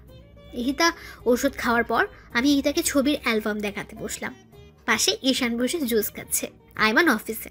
আমি ইহিতাকে আগে আমাদের বিয়ের ছবি দেখালাম। ইহিতা হাসছে আর দেখছে, আর ঈশান ইহিতার দিকে মন্ত্রমুগ্ধ হয়ে তাকিয়ে আছে। এরপর আমি ঈশানের ছবি দেখালাম ইহিতাকে। আমি হা হয়ে দেখছি আর পাতা উল্টাচ্ছি। অনেক সুন্দর লাগছে ঈশানকে। এরপর আমি আর চোখে ঈশানকে দেখলাম। এমনিতেও ঈশান দেখতে মাশাআল্লাহ। একটু পর ঈশানের ফোনে ঈশানের বেস্ট ফ্রেন্ড নাদিরা কল করলো। ঈশান আমার আর বৌমনির সামনেই ফোন রিসিভ করলো। হ্যালো নাদিরা, কেমন আছিস? হ্যাঁ আমিও ভালো আছি। বাংলাদেশে আসছিস কবে? তাড়াতাড়ি আয়। এসব শুনে আমি রাগে দাঁড়িয়ে যাই। এরপর আমি সেখান থেকে ঘুরে চলে যাই আর ওয়াশরুমে গোসল করতে ঢুকি, কিন্তু কোনো কাপড় নিয়ে যাইনি। আমার সেই খেয়াল ছিল না। ডাক্তারের কথা শুনে আমি মাটিতে বসে পড়লাম আর হতভম্ব হয়ে ডাক্তারের দিকে তাকিয়ে রইলাম। ইহিতার বাবা চশমা খুলে ফ্লোরে বসে পড়লেন। আমি একদম নিস্তব্ধ হয়ে গেছি। আমার কি বলা উচিত বা কি বলবো সেটাই জানি না। কেবিন থেকে নার্স এসে ডাক্তারকে বলল, স্যার, পেশেন্ট তার বেবিকে দেখতে চাইছে, কি করব? যা করতে চাইছে করতে দাও, আটকিও না। আশরাফ, হিয়াকে হসপিটালে নিয়ে আয়। ভাইয়া খুব দ্রুত বাসায় ফোন করলো আর আম্মুকে বলল ইয়াকে নিয়ে ইমিডিয়েট হসপিটালে আসতে। ভাইয়া আমাকে উঠিয়ে কেবিনে নিয়ে গেল। আমি এক দৃষ্টিতে তাকিয়ে আছি ইহিতার দিকে। চোখগুলো লাল রঙের হয়ে গেছে। ইহিতার চোখ থেকে ঝর্ণা বইছে। কে কাকে কি বলবে কিছু বুঝতে পারছি না কেউ। ইহিতা আমার হাতের উপর হাত রাখলো। হিয়ার আব্বু, এই হিয়ার আব্বু, কথা বলবে না হিয়ার আম্মুর সাথে? কথাগুলো বলতে গিয়ে ইহিতার গলা ধরে আসছিল। আমি এখনো কিছু বলছি না, শুধু তাকিয়ে আছি। হিয়ার আব্বু শোনো, আমার হিয়াকে দেখো, কিন্তু তুমি তোমার খেয়াল রেখো আর কখনো আমায় মনে করে কেঁদো না। কিন্তু হিয়াকে সর্বোচ্চ দিয়ে ভালোবেসো। আমি থাকবো না তো কি হয়েছে, হিয়া তো আছে। একটা বিয়ে করো আমার ছোট্ট হিয়ার জন্য। আর শোনো, তাকে ভালোবেসো অনেক। আর একটা অনুরোধ রাখবে। ইহিতা, তুমি এসব কি বলছো? কিচ্ছু হবে না তোমার, আমরা আছি না। ভাইয়া ও কথা বলছে না কেন? ভাইয়া ওকে কথা বলতে বলেন। ও কি একটা বার আমায় জড়িয়ে ধরবে না? ও এভাবে তাকিয়ে আছে কেন আমার দিকে? ও হিয়ার আব্বু, কথা বলো না একটু। হিয়ার আব্বু। ঈশান, এই ঈশান, ভাই ঈশান, ভাই আমার, একটাবার কথা বল। এইভাবে চুপ করে থাকিস না। দেখ, ইহিতা কাঁদছে, তোর ইহিতা কাঁদছে। একটাবার ওর সাথে কথা বল। এইভাবে চুপ করে থাকিস না। একা আমায় রেখে চলে যাবে? হিয়াকে রেখে চলে যাবে? আমার ভালোবাসা তোমার কাছে কিছুই ছিল না? হিয়ার আব্বু, একটা বার আমায় জড়িয়ে ধরো, একটা বার। ইহিতা উঠতে চেষ্টা করলো। ভাইয়া ইহিতাকে উঠিয়ে দেয়। ইহিতা আমাকে জড়িয়ে ধরলো। আমিও ইহিতাকে পাগলের মতো জাপটে ধরে আছি। ইহিতার চুলগুলো সব আমার হাতের মুঠো বন্দি হয়ে আছে। কেঁদে দুইজনেই গা ভাসাচ্ছি। ইহিতার আব্বু, ভাইয়া, ভাবি, ডাক্তার, নার্স সবাই কাঁদছে। ভাবি সামনে আগানোর সাহস পাচ্ছে না। এরই মাঝে বাবা মা হিয়াকে নিয়ে কেবিনে ঢুকলো। হিয়া কাঁদছে অনেক। হিয়ার কান্নার আওয়াজ শুনে ইহিতা হিয়ার দিকে তাকায় আর খুব দ্রুত হিয়াকে কোলে নেয়। ইহিতা হিয়াকে কোলে নেওয়ার পর হিয়া একদম চুপ হয়ে যায় আর ইহিতার দিকে ফ্যালফ্যাল করে তাকিয়ে থাকে। ইহিতা বুকের সাথে মিশিয়ে ফেলে হিয়াকে। আমি ইহিতাকে ছাড়ছি না। ইহিতার কপালের সাথে কপাল লাগিয়ে বললাম, এই ছোট্ট হিয়াটা কি থাকতে পারবে ওর আম্মুকে ছাড়া? ও হিয়ার আম্মু, তুমি প্লিজ কোথাও যেও না হিয়াকে আর আমাকে ছেড়ে। আমি বেঁচে থেকেও যে মরে যাব। ইহিতা সোনা, প্লিজ তুমি যেও না কোথাও। আমি পারবো না তোমাকে ছাড়া থাকতে। আমি কিভাবে থাকবো তোমাদের ছাড়া? আমি মরতে চাই না, আমি মরতে চাই না। ইহিতা, আমি তোমায় কোথাও যেতে দিব না, কোথাও না। তুমি আমার আর আমার কাছেই থাকবে। ইহিতা, আমায় একা করে দিও না। আমি পাগল হয়ে যাব ইহিতা, পাগল হয়ে যাব। হিয়ার আব্বু, আমার হিয়াকে দেখো আর ওকে কখনো কষ্ট দিও না। ওর জন্য একটা মা এনে দিও। চুপ করো তুমি। আমার ইহিতার কিচ্ছু হবে না, কিচ্ছু না। বাবা, আমাকে মাফ করে দিও। এতদিন অনেক অন্যায় করেছি। তুমি নিজের খেয়াল রেখো, হিয়ার সাথে থেকো আর ওর জন্য একটা মিষ্টি মেয়েকে এনে দিও। আর ভাইয়া, বৌমনি, হিয়াকে দেখো আর আমার এই পাগলটাকেও দেখো, আমার বাবাকেও দেখো। আম্মু, আব্বু, আমায় মাফ করে দিও। অনেক বেয়াদবি করেছি তোমাদের সাথে, মাফ করে দিও। আর তোমাদের হিয়াকে দেখে রেখো। আমার সবচেয়ে প্রিয় জিনিস দুটো রেখে যাচ্ছি, আমার ঈশান আর হিয়া। ওদের অযত্ন করো না। কেউ কিছু বলতে পারছে না, শুধু কাঁদছে। নার্সরা সবাই বেরিয়ে গেছে এই দৃশ্য সইতে না পেরে। মায়ের কোলে সন্তান রেখে মা মারা যাচ্ছে, এর থেকে দুর্ভাগা হয়তো এই দুনিয়ার কেউ নেই। আমি ঈশানকে ছেড়ে দিয়ে হিয়াকে ঈশানের কোলে দিলাম। কাঁদবে না একদম, আর ঠিক মতো খাওয়া দাওয়া করবে। হিয়াকে খাওয়াবে, গোসল করাবে, খেলবে ওর সাথে। সব দায়িত্ব তোমায় দিয়ে গেলাম, কিন্তু কোনো দায়িত্ব নিতে যদি ভুল করেছো তো দেখো। আমি কেমনে থাকবো ইহিতা? আমায় নিয়ে যাও না তোমার সাথে। তোমায় ছাড়া আমি কেমনে থাকবো বলো ইহিতা, বলো। তুমি কেন বুঝছো না ইহিতা ছাড়া? ঈশান আমার কথা শেষ করার আগেই ইহিতা আমার বুকের উপর মাথা কাত করে দেয় আর হিয়ার উপর এক হাত ফেলে দেয়। আমার তখন বুক ধুক করে ওঠে, আমার হাত কাঁপছে। ভাইয়া হিয়াকে নেয় আমার কাছ থেকে আর আমি ইহিতার মাথা নাড়িয়ে দেখি ইহিতা কথা বলছে না। আমি ইহিতার গাল ধরে বলি, ইহিতা, এই হিয়ার আম্মু, কোথায় গেলা তুমি? এই ইহিতা, ইহিতা। ইহিতার বাবা চুপ হয়ে যায় আর ডাক্তার আমাকে সরিয়ে দেয় ইহিতার সামনে থেকে। ভাবি সেন্সলেস হয়ে যায়। ভাইয়া হিয়াকে সিমির কাছে দিয়ে ভাবির জ্ঞান ফিরালো। ভাবি তখন ভাইয়াকে জড়িয়ে ধরে হাউমাউ করে কেঁদে দেয়। ইহিতার মুখের দিকে তাকিয়ে আছি আমি। হিয়া অনেক কান্না করছে। হিয়ার কান্না কেউ থামাতে পারছে না। আমি তখন হিয়াকে কোলে নেই। হিয়াকে কোলে নিয়ে আমি ইহিতার লাশের সামনে যাই। হিয়া তখন ইহিতার জামা ধরে টানাটানি করছিল, কিন্তু ইহিতার নির্জীব শরীর আর তার আদরের মেয়ের ছোঁয়া বুঝতে পারছে না। আমি হিয়াকে বুকে জড়িয়ে নিয়ে শুধু কাঁদছি। সামনে ইহিতার মায়াভরা মুখটি চোখ বন্ধ করে রেখেছে সারা জীবনের জন্য। ইহিতার বাবা কিছু বলছে না। ডাক্তার সাগর ইহিতার বাবাকে সামলাচ্ছেন। ভাইয়া ভাবি আমার কাছে এসে দাঁড়ায়। ভাবি হিয়াকে আমার কোল থেকে নেয়, ভাইয়াকে জড়িয়ে ধরে হাউমাউ করে কেঁদে দেয় আমি। ভাইয়ারে, আমি থাকবো কিভাবে এই মায়াপরীকে ছাড়া? আমার হিয়া থাকবে কিভাবে? ও এইভাবে আমাদের দুইজনকে একা ছেড়ে চলে গেল কেন? ভাইয়া কথা বলো। আর কখনোই তো ও আমায় বলবে না খাইয়ে দাও, বলবে না দুষ্টামি করো না। ভাইয়া, আমার বুকটা যে ফেটে যাচ্ছে রে ভাইয়া। ইহিতাকে এনে দাও ভাইয়া, এনে দাও। আমি মরে যাবো ওকে ছাড়া। ভাই, তুই কাঁদিস না। তুই এইভাবে ভেঙে পড়লে হিয়ার আম্মুকে কে দেখবে বল? এখন তোর উপরে দায়িত্ব কত তুই জানিস না।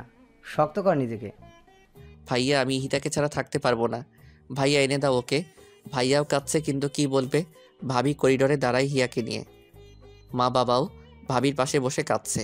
1 ঘন্টার মধ্যে ইহিতাকে দাফন করা হলো।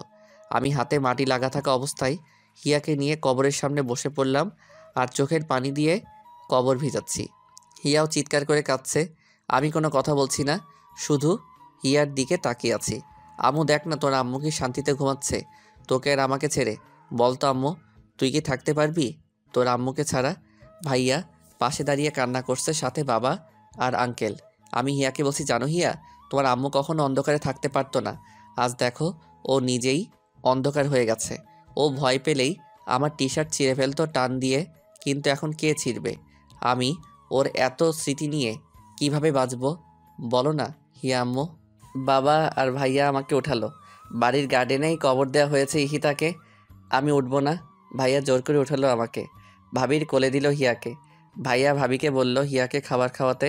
ভাইয়া আমাকে নিয়ে গেস্ট রুমে গেল, কারণ বেডরুমে গেলেই আবার পাগলামি শুরু করব ইহিতার সব কিছু দেখে। ভাইয়া নিজেই আমাকে ফ্রেশ করিয়ে দিল। এই অবস্থায় কে কাকে দেখবে? কিন্তু ভাইয়া আর ভাবি শক্ত হাতে সব সামলাচ্ছে। রাত যত বাড়ছে আমার কান্নার আওয়াজ তত জোরেই শোনা যাচ্ছে। দরজার বাইরে দাঁড়িয়ে সবাই কাঁদছে, কিন্তু কেউ আমাকে সান্ত্বনা দেওয়ার সাহস পাচ্ছে না। আমি এখনও বেডরুমে যাইনি, মাটিতে শুয়ে শুয়ে শুধু কাঁদছি।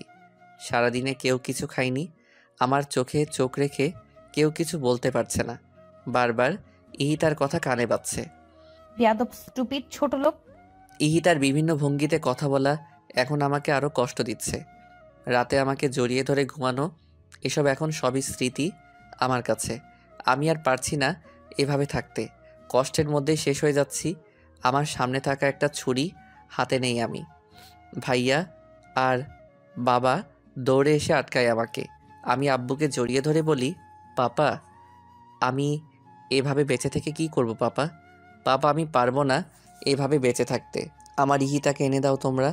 আমি মরে যাব পাপা, আমি মরে যাব। আব্বু, তুই না আমার লক্ষ্মী ছেলে, আমার দাদু ভাইকে কে দেখবে তুই এমন করলে? আব্বু, পাগলামি করিস না। ইহান, কেঁদো না, নিজেকে শক্ত করো। এইটাই হওয়ার ছিল। ভাই, তুই না আমার ভাই।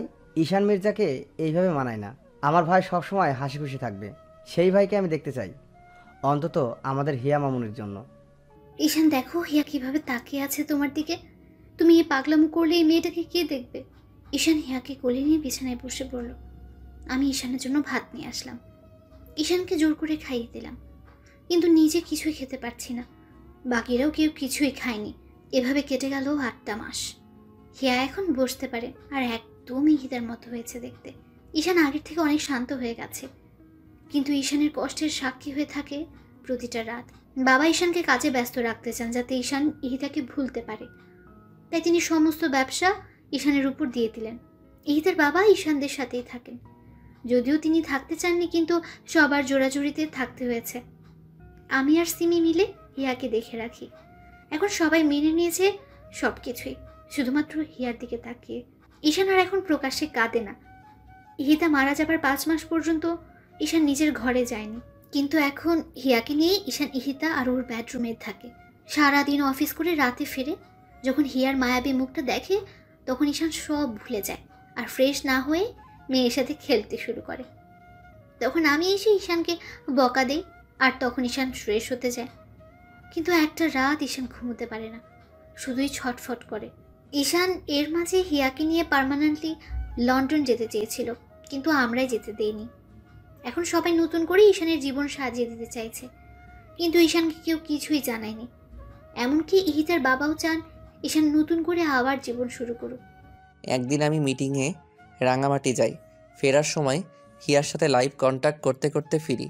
ভাবি হিয়ার সামনে ফোন দিয়ে রেখেছে আর আমি হিয়ার সাথে কথা বলছি।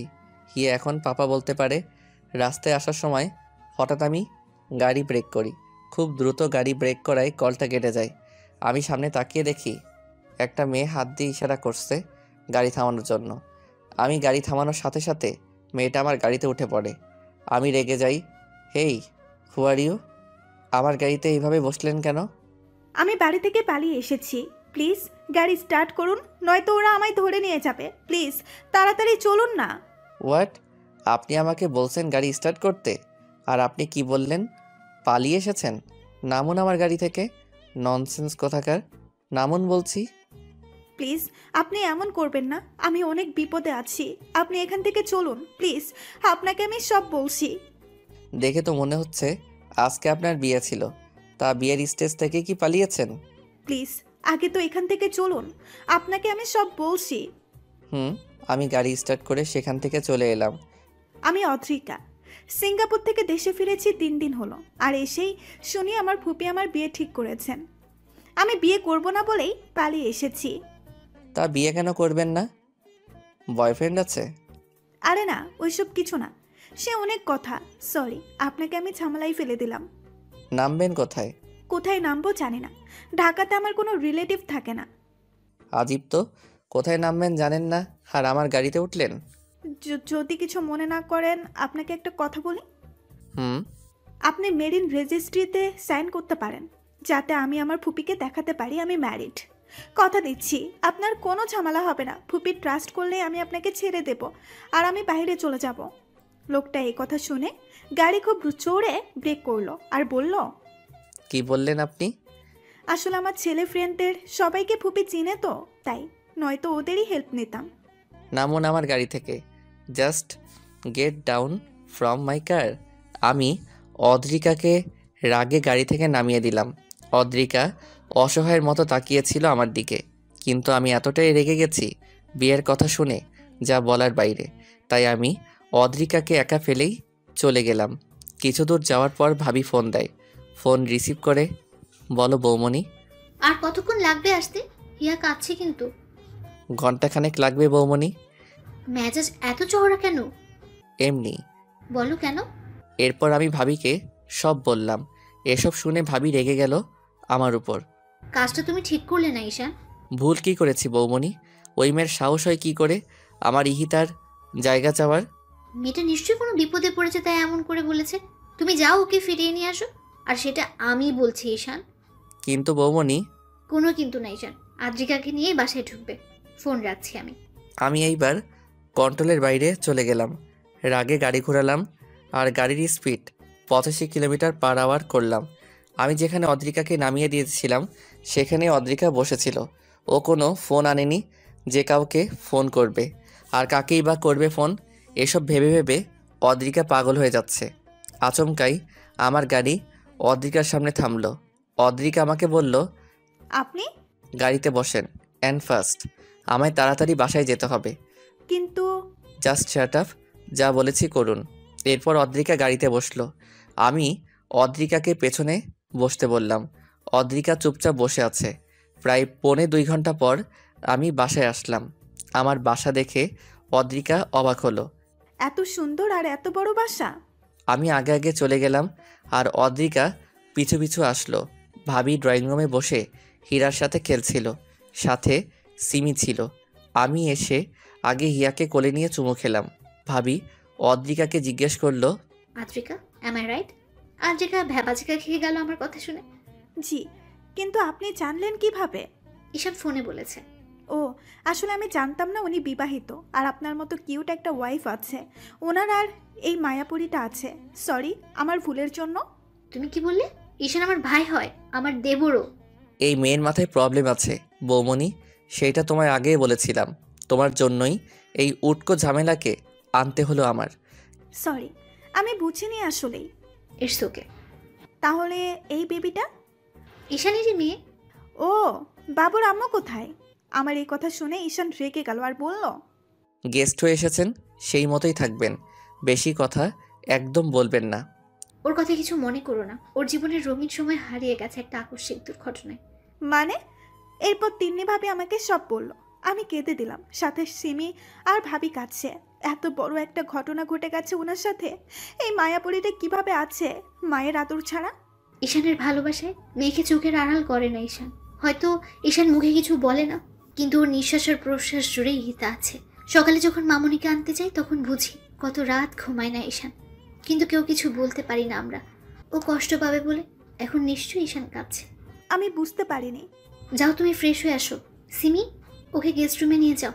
আলমারিতে নতুন কাপড় রাখা আছে, যেটা ইচ্ছে পরে নিও। আচ্ছা।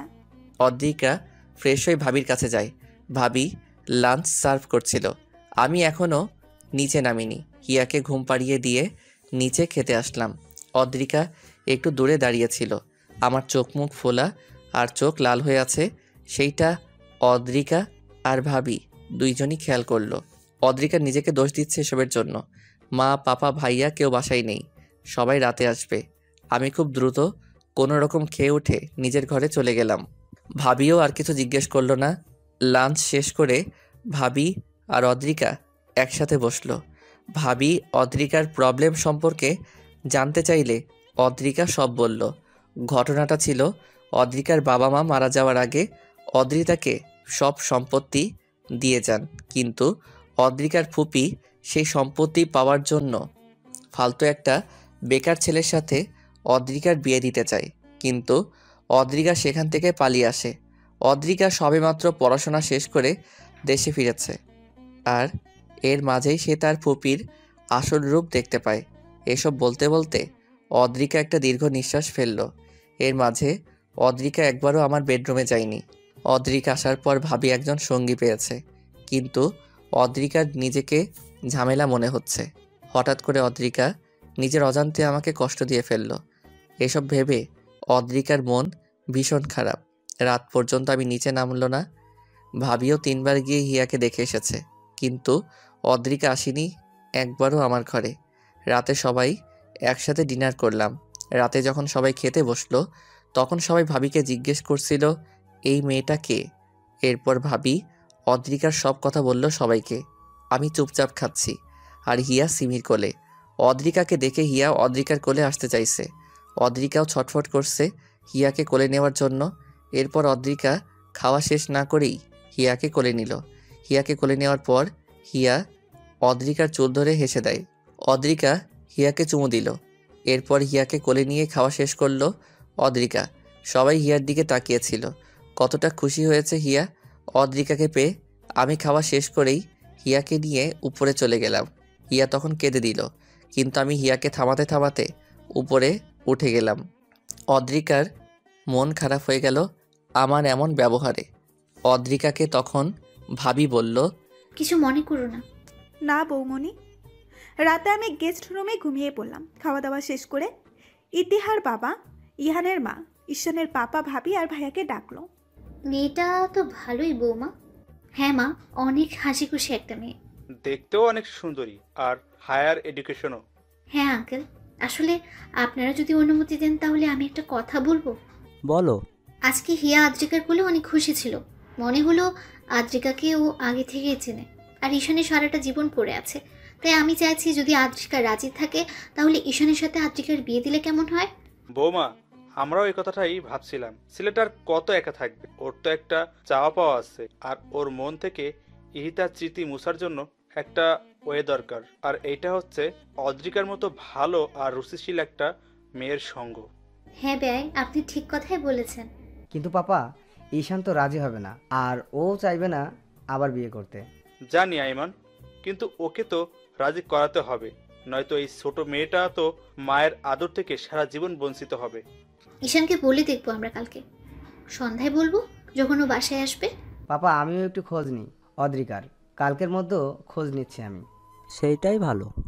আমি হিয়াকে ঘুম পাড়িয়ে বারান্দায় দাঁড়িয়ে আছি। আমার কিছুতেই ঘুম আসছে না। এই বারান্দায় দাঁড়িয়ে কত মজা করেছে আমি আর ইহিতা, সেসব ভেবেই কাঁদছি। বারবার মনে হয় এই বুঝি ইহিতা ফিরে আসবে আর বলবে আমি এসে গেছি। তো আর কত কাঁদবে। তার 8 মাসের ছোট্ট মেয়েটা মাত্র 7 দিনে পেয়েছে মায়ের আদর। আরও একটা নির্ঘুম রাতের সমাপ্তি হলো আমার। সকালে রেডি হয়ে টেবিলে আসলাম ব্রেকফাস্ট করার জন্য। ওয়ালেটের ঘড়ি নিয়েছো ঈশান? নিশ্চয়ই নাওনি। সরি বৌমনি, ভুলে গেছি, আমি নিয়ে আসছি। দাঁড়াও, তোমায় যেতে হবে না, আমি নিয়ে আসছি। ফাইল নিয়েছো সব? হ্যাঁ, ভাবি আমার ঘরে গিয়ে সব নিয়ে আসলো। হিয়া অদ্রিকার সাথে সোফায় বসে খেলছে। আমি হিয়াকে দেখছি, হিয়া কতটা খুশি। আমি নাস্তা করে হিয়াকে আদর করে চলে গেলাম। হিয়াকে নিয়ে খেলতে খেলতে অদ্রিকা আমার ঘরে গেল। দেয়ালে শুধুই ইতিহার ছবি আর হিয়ার ছবি। ইতিহার ব্যবহার করা পারফিউমটাও দেখতে পেলাম। অনেক সুন্দর ঈশানের রুমটা, কিন্তু সব জায়গাতেই শোকের অনেক বড় একটা ছাপ।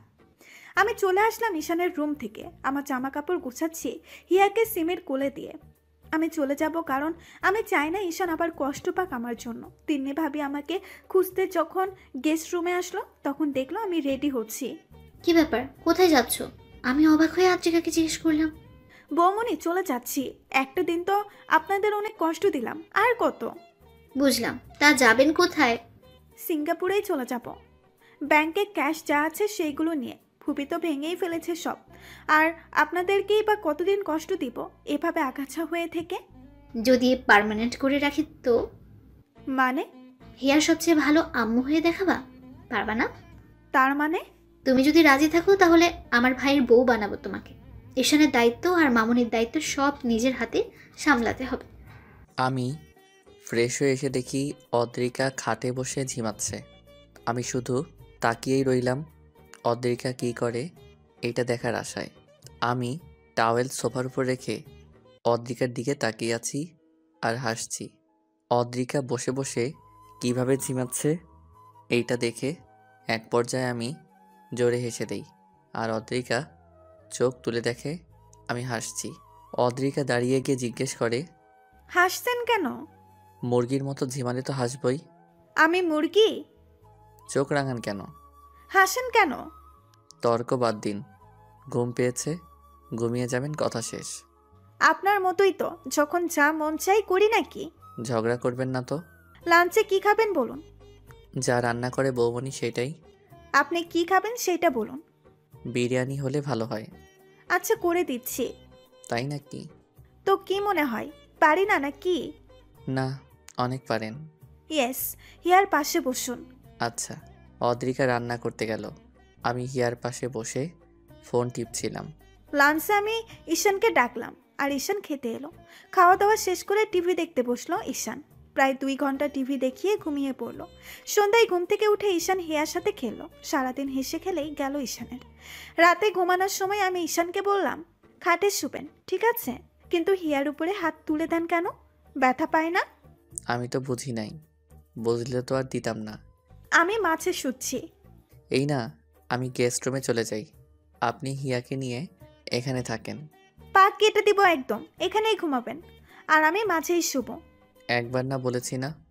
অদ্রিকা আর কোনো তর্ক না করে লাইট অফ করে আমার পাশে শুয়ে পড়ল। আমার দিকে তাকিয়ে বলল, আপনার স্ত্রী হই না এখন আমি? কেন আমাকে এভাবে দূরে সরিয়ে রাখছেন বলুন তো? কষ্ট হয় না আমার? ঈশান কিছু না বলে কিছু স্পেস রেখে মুখ ঘুরিয়ে শুয়ে পড়ল। আমি ওই হিয়ার দিকে তাকিয়ে শুয়ে পড়লাম। সকালবেলা ঈশান অফিসে চলে গেল। এদিকে সবাই মিলে ঈশানকে সারপ্রাইজ দেওয়ার জন্য গতকালকেই প্ল্যান করে রেখেছে। আজ ঈশানের বার্থডে। সবাই মিলে সব রেডি করলো। সারা দিন ধরে আমি রান্না বান্না করলাম, হিয়াকে রেডি করালাম। সন্ধ্যার আগে আগে কেক নিয়ে আসলো ভাইয়া। কেকটাতে ঈশান আর হিয়ার ছবি। অসম্ভব সুন্দরভাবে আয়োজন করলো ভাইয়া আর ভাবি। ঈশানের গাড়ির আওয়াজ শুনে সবাই বাড়ির সব লাইটস অফ করে দিল। হঠাৎই লাইট অফ হয়ে যায়। ঈশান ফোনের ফ্ল্যাশ লাইট জ্বালিয়ে বাড়িতে ঢোকে। আমি সম্পূর্ণ ইতিহার মতো করে সেজেছি। ইতিহার শাড়ি আর গহনা পরে ইতিহার মতো হেয়ার স্টাইল করেছি। ঈশান দরজার সামনে আসতেই সব কয়টা রঙিন বাতি জ্বালিয়ে দিল ভাইয়া। সবাই ঈশানকে উইশ করলো, শুধু আমিই করলাম না। আমি হিয়াকে কোলে নিয়ে সিঁড়ির পাশে দাঁড়িয়ে আছি। যখন বাড়ির সম্পূর্ণ আলো জ্বলালো তখন ঈশান আমাকে দেখে হাত থেকে ফোন ফেলে দিল। ঈশান বিশ্বাস করতে পারছে না কে এটা। ঈশান দৌড়ে আমার সামনে আসে আর বাহু ধরে পা থেকে মাথা পর্যন্ত সব দেখে স্পষ্ট স্বরে বলে, ইহিতা তুমি? শুভ জন্মদিন মাই লাইফ। আমি তখন অদ্রিকার বাহু ছেড়ে দেই আর ছোট্ট একটা থ্যাঙ্কস দেই। আমি সম্পূর্ণ ভেঙে পড়েছি অদ্রিকাকে এইভাবে দেখে। বারবার অদ্রিকার দিকে তাকাচ্ছি আর অদ্রিকা আমার দিকে। আমি আর অদ্রিকা মিলে কেক কাটলাম। অদ্রিকা আমাকে খাইয়ে দিল, কিন্তু আমি অদ্রিকাকে খাওয়ালাম না। কেক কেটেই আমি নিজের ঘরে চলে গেলাম। সবাই বুঝতে পেরেছে ঈশানের কোথায় আঘাত লেগেছে, কিন্তু আমি তো ইচ্ছে করে এমন করিনি। হয়েছে ওই সব বন্ধ হয়ে গেল। আমি ভাবির কোলে হিয়াকে দিয়ে উপরে চলে গেলাম। আমি ঈশানকে ঘরে না পেয়ে ছাদে গেলাম। গিয়ে দেখি ঈশান কাঁদছে। ছাদের এক কোণে দাঁড়িয়ে ঈশান কাঁদছে আর সেটা আমি দাঁড়িয়ে দাঁড়িয়ে দেখছি। আমি খুব দ্রুত হেঁটে ঈশানের কাছে গেলাম। ঈশানকে নিচের দিকে ঘোরালাম। ঈশানের ঘামে ভেজা শরীরটাকেই জড়িয়ে ধরলাম। ঈশানকে জড়িয়ে ধরেই কেঁদে দিলাম। ঈশান আমাকে সরাতে চাইলেও আমি সরাতে দেইনি। কেন এমন করছেন আমার সাথে বলুন তো? আমিও তো একটা মানুষ। আজ 1 সপ্তাহ ধরে এসব সহ্য করছি। নিজে তো কষ্ট পাচ্ছেন, সাথে আমাকেও কষ্ট দিচ্ছেন। আচ্ছা, আমাকে একটা কথা বলুন তো, ইতিহা আপুর স্মৃতি নিয়ে বাঁচতে পারবেন সারা জীবন, নাকি এভাবেই নির্জীব মানুষের মতো জীবন কাটিয়ে দিবেন? ঈশান একটা মেয়ে আর কত সহ্য করার ক্ষমতা রাখে বলুন তো আমায়? আমার সামনে আপনি সারাক্ষণ ইতিহা আপুর জন্য কষ্ট পান, সেটা কি আমার খুব ভালো লাগে? আজ যে এখানে দাঁড়িয়ে কাঁদছেন, কেন কাঁদছেন? জবাব দিন আমায়। আমাকে আষ্টে পৃষ্ঠে জড়িয়ে আছে আদ্রিকা। সরাতেও পারছি না, আর কিছু বলতেও পারছি না। অদ্রিকা আমার শার্ট মুঠো করে ধরে বুকে মাথা দিয়ে কাঁদছে। আমি শুধু রাতের আকাশ দেখছি আর চোখ দিয়ে পানি ঝরাচ্ছি। কিছুক্ষণ পর অদ্রিকা আমাকে ছেড়ে দিয়ে নিচে চলে এলো। অদ্রিকা ফ্রেশ হয়ে খাটের উপর বসে মাথা নিচু করে কাঁদছিল। প্রায় 10 মিনিট পর আমি ঘরে আসি। অদ্রিকাকে কাঁদতে দেখে আমি কিছু বললাম না। অদ্রিকা দেখেনি আমি এসেছি। অদ্রিকা ওয়ালেট রাখার আওয়াজ শুনে আমার দিকে তাকিয়ে চোখ মুছে ফেলল। আমি ফ্রেশ হয়ে অদ্রিকাকে নিয়ে খেতে গেলাম। সবাই একসাথে ডিনার করলাম। অদ্রিকা খাবার নাড়াচাড়া করে কিছু মুখে না দিয়েই ইয়াকে নিয়ে গেস্ট রুমে ঘুমাতে গেল। অদ্রিকা যে খায়নি তা আমি খুব ভালোভাবে খেয়াল করলাম, কিন্তু কিছু বললাম না। আমি খেয়ে উঠে গেলাম। ঘরে গিয়ে দেখি অদ্রিকা আর হিয়া ঘরে নেই। গেস্ট রুম লক দেখে বুঝতে পারি অদ্রিকা এভাবেই আছে। দরজা নক করলাম। অদ্রিকা দরজা খুলে দিয়ে ভেতরে চলে আসে। আমি অদ্রিকাকে বললাম, তোমার ঘর এটা নয় অদ্রিকা। অদ্রিকা বিস্ময় নিয়ে আমার দিকে তাকায়। কান্না করার পর চোখ নাক মুখ লাল হয়ে আছে অদ্রিকার। ঈশান কি সত্যি আমাকে তুমি বলল?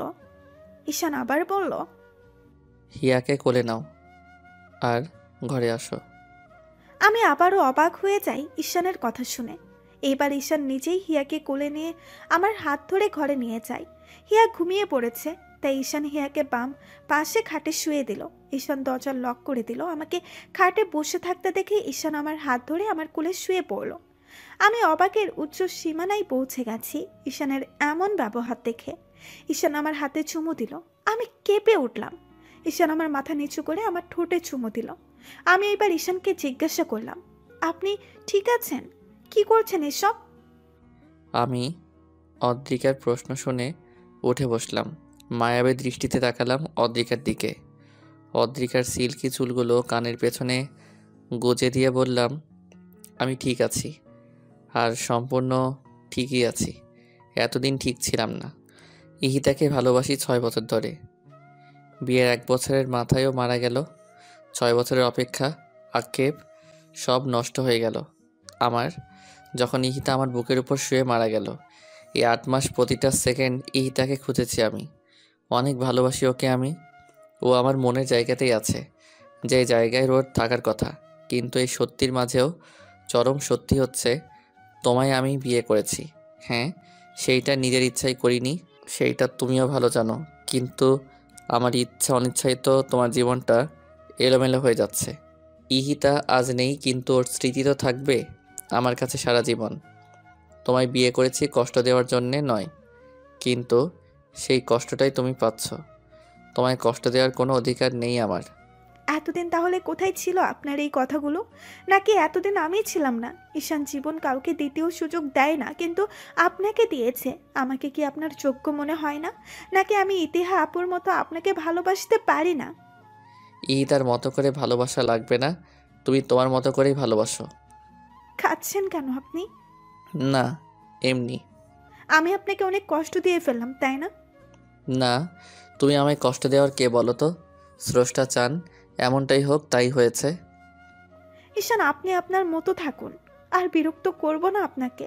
আমি জানি আপনি কতটা ভালোবাসেন ইতিহা আপুকে, যার কারণে এসব আপনি মেনে নিতে পারছেন না।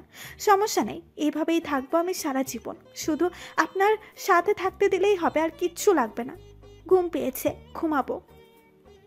অদ্রিকা পিছু হাঁটতে নিলে আমি অদ্রিকাকে এক টানে নিজের কাছে নিয়ে আসি। অদ্রিকার মাথা আমার বুকের সাথে বাড়ি খায়, চুলগুলো খুলে গেছে। আমি অদ্রিকাকে বললাম, ইহিত আমার অতীত আর তুমি বর্তমান। মানুষ বর্তমানকে নিয়ে বাঁচতে পারে, অতীতকে নিয়ে নয়। অতীত মানুষকে তিলে তিলে নিঃস্ব করে দেয়। আজ আমার ইহিতা যদি থাকতো তোমার বদলে, তাহলে হয়তো বলতো, ঈশান তুমি ঠিক করছো না, তোমার সুখ দেখতে চেয়েছিলাম আমি, চোখের পানি নয়। ইহিতা আর তোমার মধ্যে তফাৎটা কি জানো? ইহিতা ছিল আমার প্রথম প্রেম, আর তুমি প্রথম বন্ধু। মানুষ কখনোই এই দুইটা জিনিস ভুলতে পারে না। তুমি থাকলেও যেমন আমি ইহিতাকে ভুলতে পারবো না, তেমনি তোমায় ছাড়া সামনে চলতে পারবো না। ইহিতাকে ভুলাও আমার পক্ষে সম্ভব নয়, আর তোমাকে কষ্ট দেওয়াও আমার দ্বারা সম্ভব না। হয়তো তুমি আমার হবে বলেই এত আয়োজন। এত পাগল ছিলেন আপনি ইতিহাপুর জন্য? থাক, সেই সব বাদ দাও। আর কোনোদিন ইহিতার জিনিসপত্র ধরো না। না, ধরবো না। হিয়াকে সবসময় নিজের মেয়ের মতো আদর করো। কখনো ওকে বুঝতে দিও না যে তুমি ওর মা নও। কি বলেন আপনি? আমি হিয়ার মা না তো কে ওর মা? ঘুম পেয়েছে, ঘুমাবো। যান। তুমি? ঘুমাবো না। ঈশান আমাকে বিছানায় এনে মাঝে শোয়ালো আর হিয়াকে দেখলো একটু। এরপর ঈশান আমাকে জড়িয়ে ধরে ঘুমিয়ে পড়লো। ঈশানের দিকে তাকিয়ে আছি আর মনে মনে বলছি এই ছেলেটাকে আর কোনো দিন কষ্ট দেওয়া যাবে না। জীবনে অনেক কষ্টটাই পেয়েছেও। আর ইতিহার নাম বলবো না আমি ঈশানের সামনে। এরপর আমিও ঘুমিয়ে পড়লাম। সকালে ঘুম থেকে উঠে দেখি ঈশান আর হিয়া দুজনেই ঘুমাচ্ছে।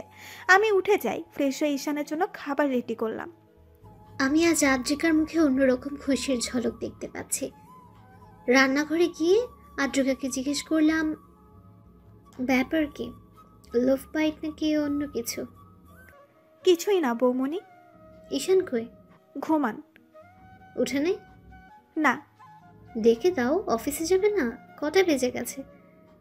হ্যাঁ বৌমনি, যাচ্ছি। তুমি একটু দেখো এগুলো। আমি রান্নাঘর থেকে বেরিয়ে দেখলাম ঈশান নামছে হিয়াকে কোলে নিয়ে। আমি এগিয়ে গিয়ে হিয়াকে কোলে নিলাম। ঈশানকে জিজ্ঞাসা করলাম, অফিসে যাবেন না? না। কেন? পরে বলবো। জুস দিয়ে যাও। দিচ্ছি। শরীর খারাপ না তো আবার? আরে না, হিয়াকে দিয়ে যাও আমার কাছে। অদ্রিকা আমাকে জুস এনে দিল। আমি পিয়াকে ফোন করে বললাম আগামী 7 দিন সে অফিসে যাব না, সব যেন ম্যানেজ করে ম্যানেজার আর ও মিলে। অদ্রিকা আমাকে জিজ্ঞেস করলো, 7 দিন যাবেন না কেন? বলবো তো। ব্রেকফাস্ট সার্ভ করো। করছি, আসেন। সবাই মিলে একসাথে ব্রেকফাস্ট খেতে বসলাম। ঈশান খাবার মাঝে সবাইকে বলল, আমি আজ রাতের ফ্লাইটে কক্সবাজার যাচ্ছি অদ্রিকা আর হিয়াকে নিয়ে। সবাই অবাক হয়ে গেল, সাথে অদ্রিকাও। আমরাও ভাবছিলাম তোর বাইরে যাওয়া দরকার, দেশের বাইরে যা। না ভাইয়া, হিয়া বড় হলে বাইরে যাওয়ার প্ল্যান করব। অফিসে তাহলে আমি বসছি, তুই ঘুরে আয়। হুম। ঈশান আমাকে নিয়ে ঘুরতে যাবে এই কথা ভেবেই আমি লাফাচ্ছি। ব্রেকফাস্ট টেবিল থেকে হিয়াকে নিয়ে ঘরে গেলাম। ঈশান খাওয়া শেষ করে ঘরে এলো। ঈশানকে দেখে আমি ঈশানের কাছে এগিয়ে যাই, হিয়াকে কুলে নিয়ে। ঈশানকে জিজ্ঞাসা করলাম, আমরা কি সত্যি আউটিংয়ে যাচ্ছি? হুম। বিশ্বাস হচ্ছে না। হিয়াকে আমার কাছে দিয়ে তুমি রেডি হও, বিশ্বাস হওয়া লাগবে না। যাবো তো রাতে, এখন কিসের রেডি? কিছু লাগলে বলো, অর্ডার করে দেই। আর কাপড় গোছাতে হবে না? হ্যাঁ, তা তো হবেই। সেগুলোই করো এখন, আমি হিয়াকে দেখছি। আচ্ছা, আমি যাওয়ার জন্য সম্পূর্ণ তৈরি। সন্ধ্যার পর ঈশান আমি হিয়াকে নিয়ে রেডি হয়ে নিচে নামলাম। ঈশান হোয়াইট শার্ট আর ব্ল্যাক জিন্স পরেছে, আমি ব্ল্যাক শাড়ি আর গা ভর্তি গহনা। হিয়াকে আমি টি শার্ট আর শর্ট পরিয়েছি। আমাদের দেখতে ভীষণ সুন্দর লাগছে। সবার কাছ থেকে বিদায় নিয়ে ঈশান এয়ারপোর্টের উদ্দেশ্যে রওনা দিল। ড্রাইভার গাড়ি চালাচ্ছে আর আমরা পেছনে বসে আছি। ঈশানের কোলে হিয়া। ঈশান হিয়ার সাথে কত কথা বলছে, আমি সেই কথাগুলো মনোযোগ দিয়ে শুনছি আর হাসছি। ঈশান আমার দিকে এক নজর তাকিয়ে আবার হিয়ার সাথে মজা করা শুরু করে। 1 ঘন্টা পর ঈশান এয়ারপোর্টে গিয়ে পৌঁছালো আর সব ফর্মালিটি মেনটেন করে প্লেনে উঠলো আমাদের নিয়ে। বিমান ফ্লাই হবার পর বেশিক্ষণ লাগেনি কক্সবাজার পৌঁছাতে। মধ্যরাতে হিয়াকে আর আমাকে নিয়ে ঈশান বুক করা হোটেলে ওঠে। হোটেল রুমে গিয়ে ঈশান হিয়াকে বিছানায় শুয়ে দেয়, কারণ হিয়া ঘুমিয়ে গেছে। এরপর ঈশান আর আমি ফ্রেশ হই। ঈশান কফি খাচ্ছিল, তখন আমি ভেজা চুল নিয়ে ঈশানের পাশে দাঁড়ালাম। ঈশান কফির মগটা রেখে আমার সামনে এলো, আমার কাঁধে হাত রেখে বলল, এত রাতে গোসল না করলেও পারতে, ঠান্ডা লেগে যাবে। করে ফেললাম। একা একা কফি খাচ্ছেন কেন? তোমারও আছে, ড্রেসিংয়ের উপরে দেখো। নিয়ে আসছি। আমরা দুইজন মিলে কফি খেলাম আর গল্প করলাম অনেক। ঈশান বেশিরভাগই ইতিহার কথা বলেছে, কিন্তু আমার রাগ হয়নি, বরং আরও জানার আগ্রহ বেড়েছে। প্রায় ভোর। তখন আমি আর ঈশান ঘুমাতে চাই, দুইজন একসাথেই শুয়ে পড়লাম। ঈশান আমার হাত ধরে ঘুমিয়ে যায় আর আমি হিয়ার উপরে হাত রেখে শুয়ে পড়ি। সকালে ঘুম থেকে জেগে দেখি অদ্রিকা এখনো ওঠেনি। আমি এক দৃষ্টিতে তাকিয়ে আছি অদ্রিকার দিকে। অদ্রিকা আড়মোড়া ভেঙে জেগে দেখে আমি হাতের উপর মাথা দিয়ে অদ্রিকার দিকে তাকিয়ে আছি। আমি তো খেয়াল করিনি অদ্রিকা জেগে গেছে। অদ্রিকা আমার নাকের মাথা ধরে খুব জোরে একটা টান দেয় আর উঠে যায়। আমি নাক আঙ্গুলে ধরে বসে থাকি। অদ্রিকা ফ্রেশ হয়ে এসে দেখে আমি ওইভাবেই নাক ধরে বসে আছি। অদ্রিকা আমার সামনে যাওয়ার সাথে সাথেই আমি অদ্রিকাকে টান দিয়ে বিছানায় ফেলে দেই আর অদ্রিকার হাত চেপে ধরি। অদ্রিকা হতভম্ব হয়ে যায়। আমি অদ্রিকার নাকের উপর নাক রেখে বললাম, আমার নাক ধরে টান দিয়েছ, এর শাস্তি কি হতে পারে জানো? যাই হোক, আমি নিতে প্রস্তুত। রাতে দিব, এখন নয়। হিয়া উঠে গেছে, চলো বাইরে থেকে ঘুরে আসি। আগে তো আমায় উঠতে দিন, নইলে কিভাবে উঠবো? আচ্ছা উঠো। আমি টি শার্ট আর ট্রাউজার পরে হিয়া আর অদ্রিকাকে নিয়ে বের হই। অদ্রিকা জিন্স টি শার্ট আর লং কোটি পরেছে, চুলগুলো ছাড়া। আমার কোলে হিয়া আর অদ্রিকা আমার হাত জড়িয়ে ধরে আছে। সি বিচে গিয়ে দুইজন মিলে অনেক আনন্দ করলাম। অনেকক্ষণ মজা করে দুইজন হোটেলে ফিরে এলো। ফ্রেশ হয়ে বেলকনিতে দাঁড়িয়ে রইল অদ্রিকা। আমি পিছু গিয়ে অদ্রিকাকে জড়িয়ে ধরলাম। অদ্রিকা কেঁপে উঠল। অদ্রিকা পেছন থেকে ঘুরে তাকালো আমার দিকে। আমার চোখে মুখে স্পষ্ট হয়ে উঠেছে অদ্রিকাকে কাছে পাওয়ার আকুলতা। অদ্রিকা বিছানায় তাকিয়ে দেখছে হিয়া ঘুমিয়ে আছে। অদ্রিকা আমার গলা জড়িয়ে ধরল। আমার নিঃশ্বাস পড়ছে অদ্রিকার চোখে আর মুখে। অদ্রিকা বলল, বাবুর 1 বছর হতে আর বেশি দিন বাকি নেই। আমি চাই হিয়ার জন্মদিন ধুমধাম করে উদযাপন করা হোক, আর ইতিহা আপুর মৃত্যুবার্ষিকী গ্রামে করব, এখানে নয়। আমিও তাই ভাবছিলাম। হিয়ার 1 বছর পূর্ণ হওয়ার দিন থেকে ঠিক 7 দিন পরেই তো ইহিতার মৃত্যুবার্ষিকী। এই জায়গায় কতদিন থাকছি? মাত্রই তো আসলাম, এখনই যাওয়ার চিন্তা করলে কিভাবে হবে? একটা কথা জিজ্ঞেস করি, আপনি কি শুধু দায় সরাতে আমায় মেনে নিয়েছেন নাকি ভালোবেসে? ভাবতে হবে। অদ্রিকাকে রাগানোর জন্য এই কথা বললাম। আচ্ছা ভাবুন। ভাবছি আরেকটা বিয়ে করি, তাহলে হ্যাট্রিক হয়ে যাবে। আবার এটাও ভাবছি এইবার যাকে বিয়ে করব তার ঘরে একটা ছেলে সহ করব। কি বলো? বিছানায় শুয়ে আমি অদ্রিকার দিকে তাকিয়ে কথাগুলো বললাম। অদ্রিকা আমার কথা শেষ হওয়ার সাথে সাথেই আমার বুকের উপর শুয়ে আমাকে জড়িয়ে ধরল আর বলল, সেদিন আর ঈশান মির্জা দুনিয়াতেই থাকবে না। তাহলে কোথায় যাবে? আমি অদ্রিকাকে জড়িয়ে ধরলাম। ওপারে আর সাথে অদ্রিকা আর হিয়া। থাপ্পড় মারবো আবার এই কথা বললে। প্রথম ভালোবাসা ধরে রাখতে পারিনি, বাঁধন ছিঁড়ে বেরিয়ে গেছে। শেষ ভালোবাসা আর হারাতে চাই না। ইতিহা আপু যেই বাঁধন ছিঁড়ে গেছে, সেই বাঁধন তো একদিন আমাকেও ছিঁড়তে হবে। অদ্রিকা চুপ। আমিও পরম শান্তিতে ঈশানকে জড়িয়ে ধরলাম। দুজনে হারিয়ে গেলাম ভালোবাসার মায়ার জগতে। আদ্রিকা, ঈশান আর হিয়া 8 দিন কক্সবাজার অনেক আনন্দে কাটিয়েছে। বাসায় ফেরার পর আদ্রিকা আর ঈশানের মধ্যে প্রাপ্তি আর তৃপ্তির একটা সুখ অনুভব করলাম। দুজনকে সুখে দেখে নিজের অজান্তে হেসে দিই আর ওদের জন্য দোয়া করি। এরপর থেকে তার বাবা আদ্রিকাকে নিজের মেয়ে বলে ডাকেন। আইমান আদ্রিকার ফুপ্পির কাছ থেকে আদ্রিকার সমস্ত সম্পত্তির উইল এনে দিয়েছে আদ্রিকাকে। আদ্রিকা সেদিনই সব সম্পত্তি হিয়ার নামে উইল করে দেয় আর পেপার আইমানের কাছে রেখে দেয়। অনেকদিন পর মির্জা পরিবারে আবারও আলো জ্বালালো আদ্রিকা।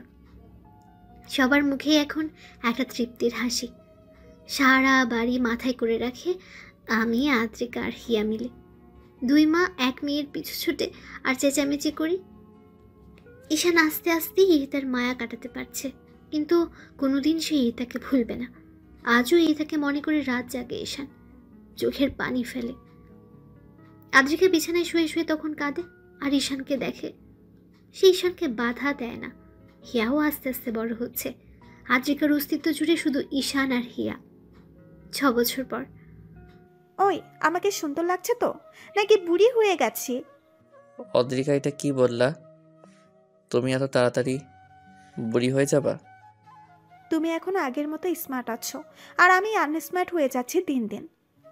ও মাম্মাম, কাম অন, আর কত বলবাই কথা? আমার ফ্রেন্ডসের মাম্মিরা বলে আদ্রিকা মির্জা অনেক কিউট আর অনেক সুন্দর। আর আজ যখন তোমায় এভাবে সবাই দেখবে তখন কি হবে আমি সেটাই ভাবছি। আচ্ছা মাম্মা, আমি ডোরেমনের গ্যাজেট দিয়ে ভবিষ্যৎ ঘুরে এসে তোমায় বলছি। হিয়া, তুমি আবারও বেশি কথা বলছো। এত কথা কি তোমার ফ্রেন্ডরা বলে? চলো, আমার ফ্রেন্ডসরা নিচে ওয়েট করছে। মামনি পাপাকে কেমন লাগছে? আমার মাম্মা আর পাপা বল বেস্ট। তাতে সুন্দর লাগবে না তো কাজে লাগবে। কিন্তু আমি ভাবছি আমি এত কালো হয়ে গেলাম কি করে। আর এক মুহূর্ত এই মেয়েকে এখানে রাখা যাবে না। এত কথা কেমনে বলতে পারে? আমার কোলে আসো, কেক কাটবে, চলো, লেট হয়ে যাচ্ছে। আমার প্রিন্সেসকে অনেক কিউট লাগছে। ড্রেসটা তো মাম্মা এনে দিয়েছে, তাই মাম্মামের মতো কিউট লাগছে, বুঝেছো পাপা? কেন, তোমার পাপা কিউট না? বৌমনি, বৌমনি, কিরে কি হলো, নিচে আয়। বৌমনি, এই পাগল দুটাকে সামলাও প্লিজ, নয়তো আমাকে কোথাও রেখে আসো। কেন আবার কি করেছে ওরা? মামনি, আবার কি করেছো তুমি? আজকেও মাম্মামকে রাগিয়ে দিয়েছো? আমি রাগাতে চাইনি তো বড় আব্বু, মাম্মা এমনিতেই রেগে যায়, আর বড় আম্মুর হেল্প নিয়ে আমাকে থামানোর জন্য। আমার বুড়িটা দিন দিন পেকে যাচ্ছে। ধ্যাত বড় আব্বু, কি বলো, বুড়ি তো হচ্ছে মাম্মাম।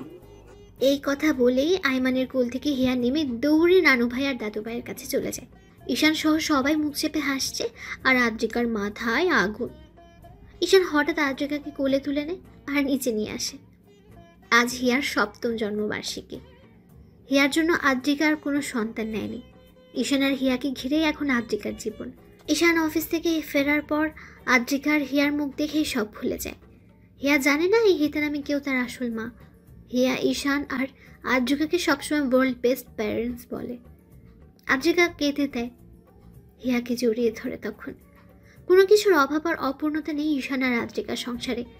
তবে ঈশান সবসময় হিতার কবরের পাশে বসে কাঁদে। আদ্রিকা তখন ঈশানকে জড়িয়ে ধরে। এভাবেই আদ্রিকা সবসময় ঈশানকে সাপোর্ট দিয়ে আসছে। ঈশান ওর জীবনে আদ্রিকার ভূমিকা কোনো দিন অস্বীকার করবে না।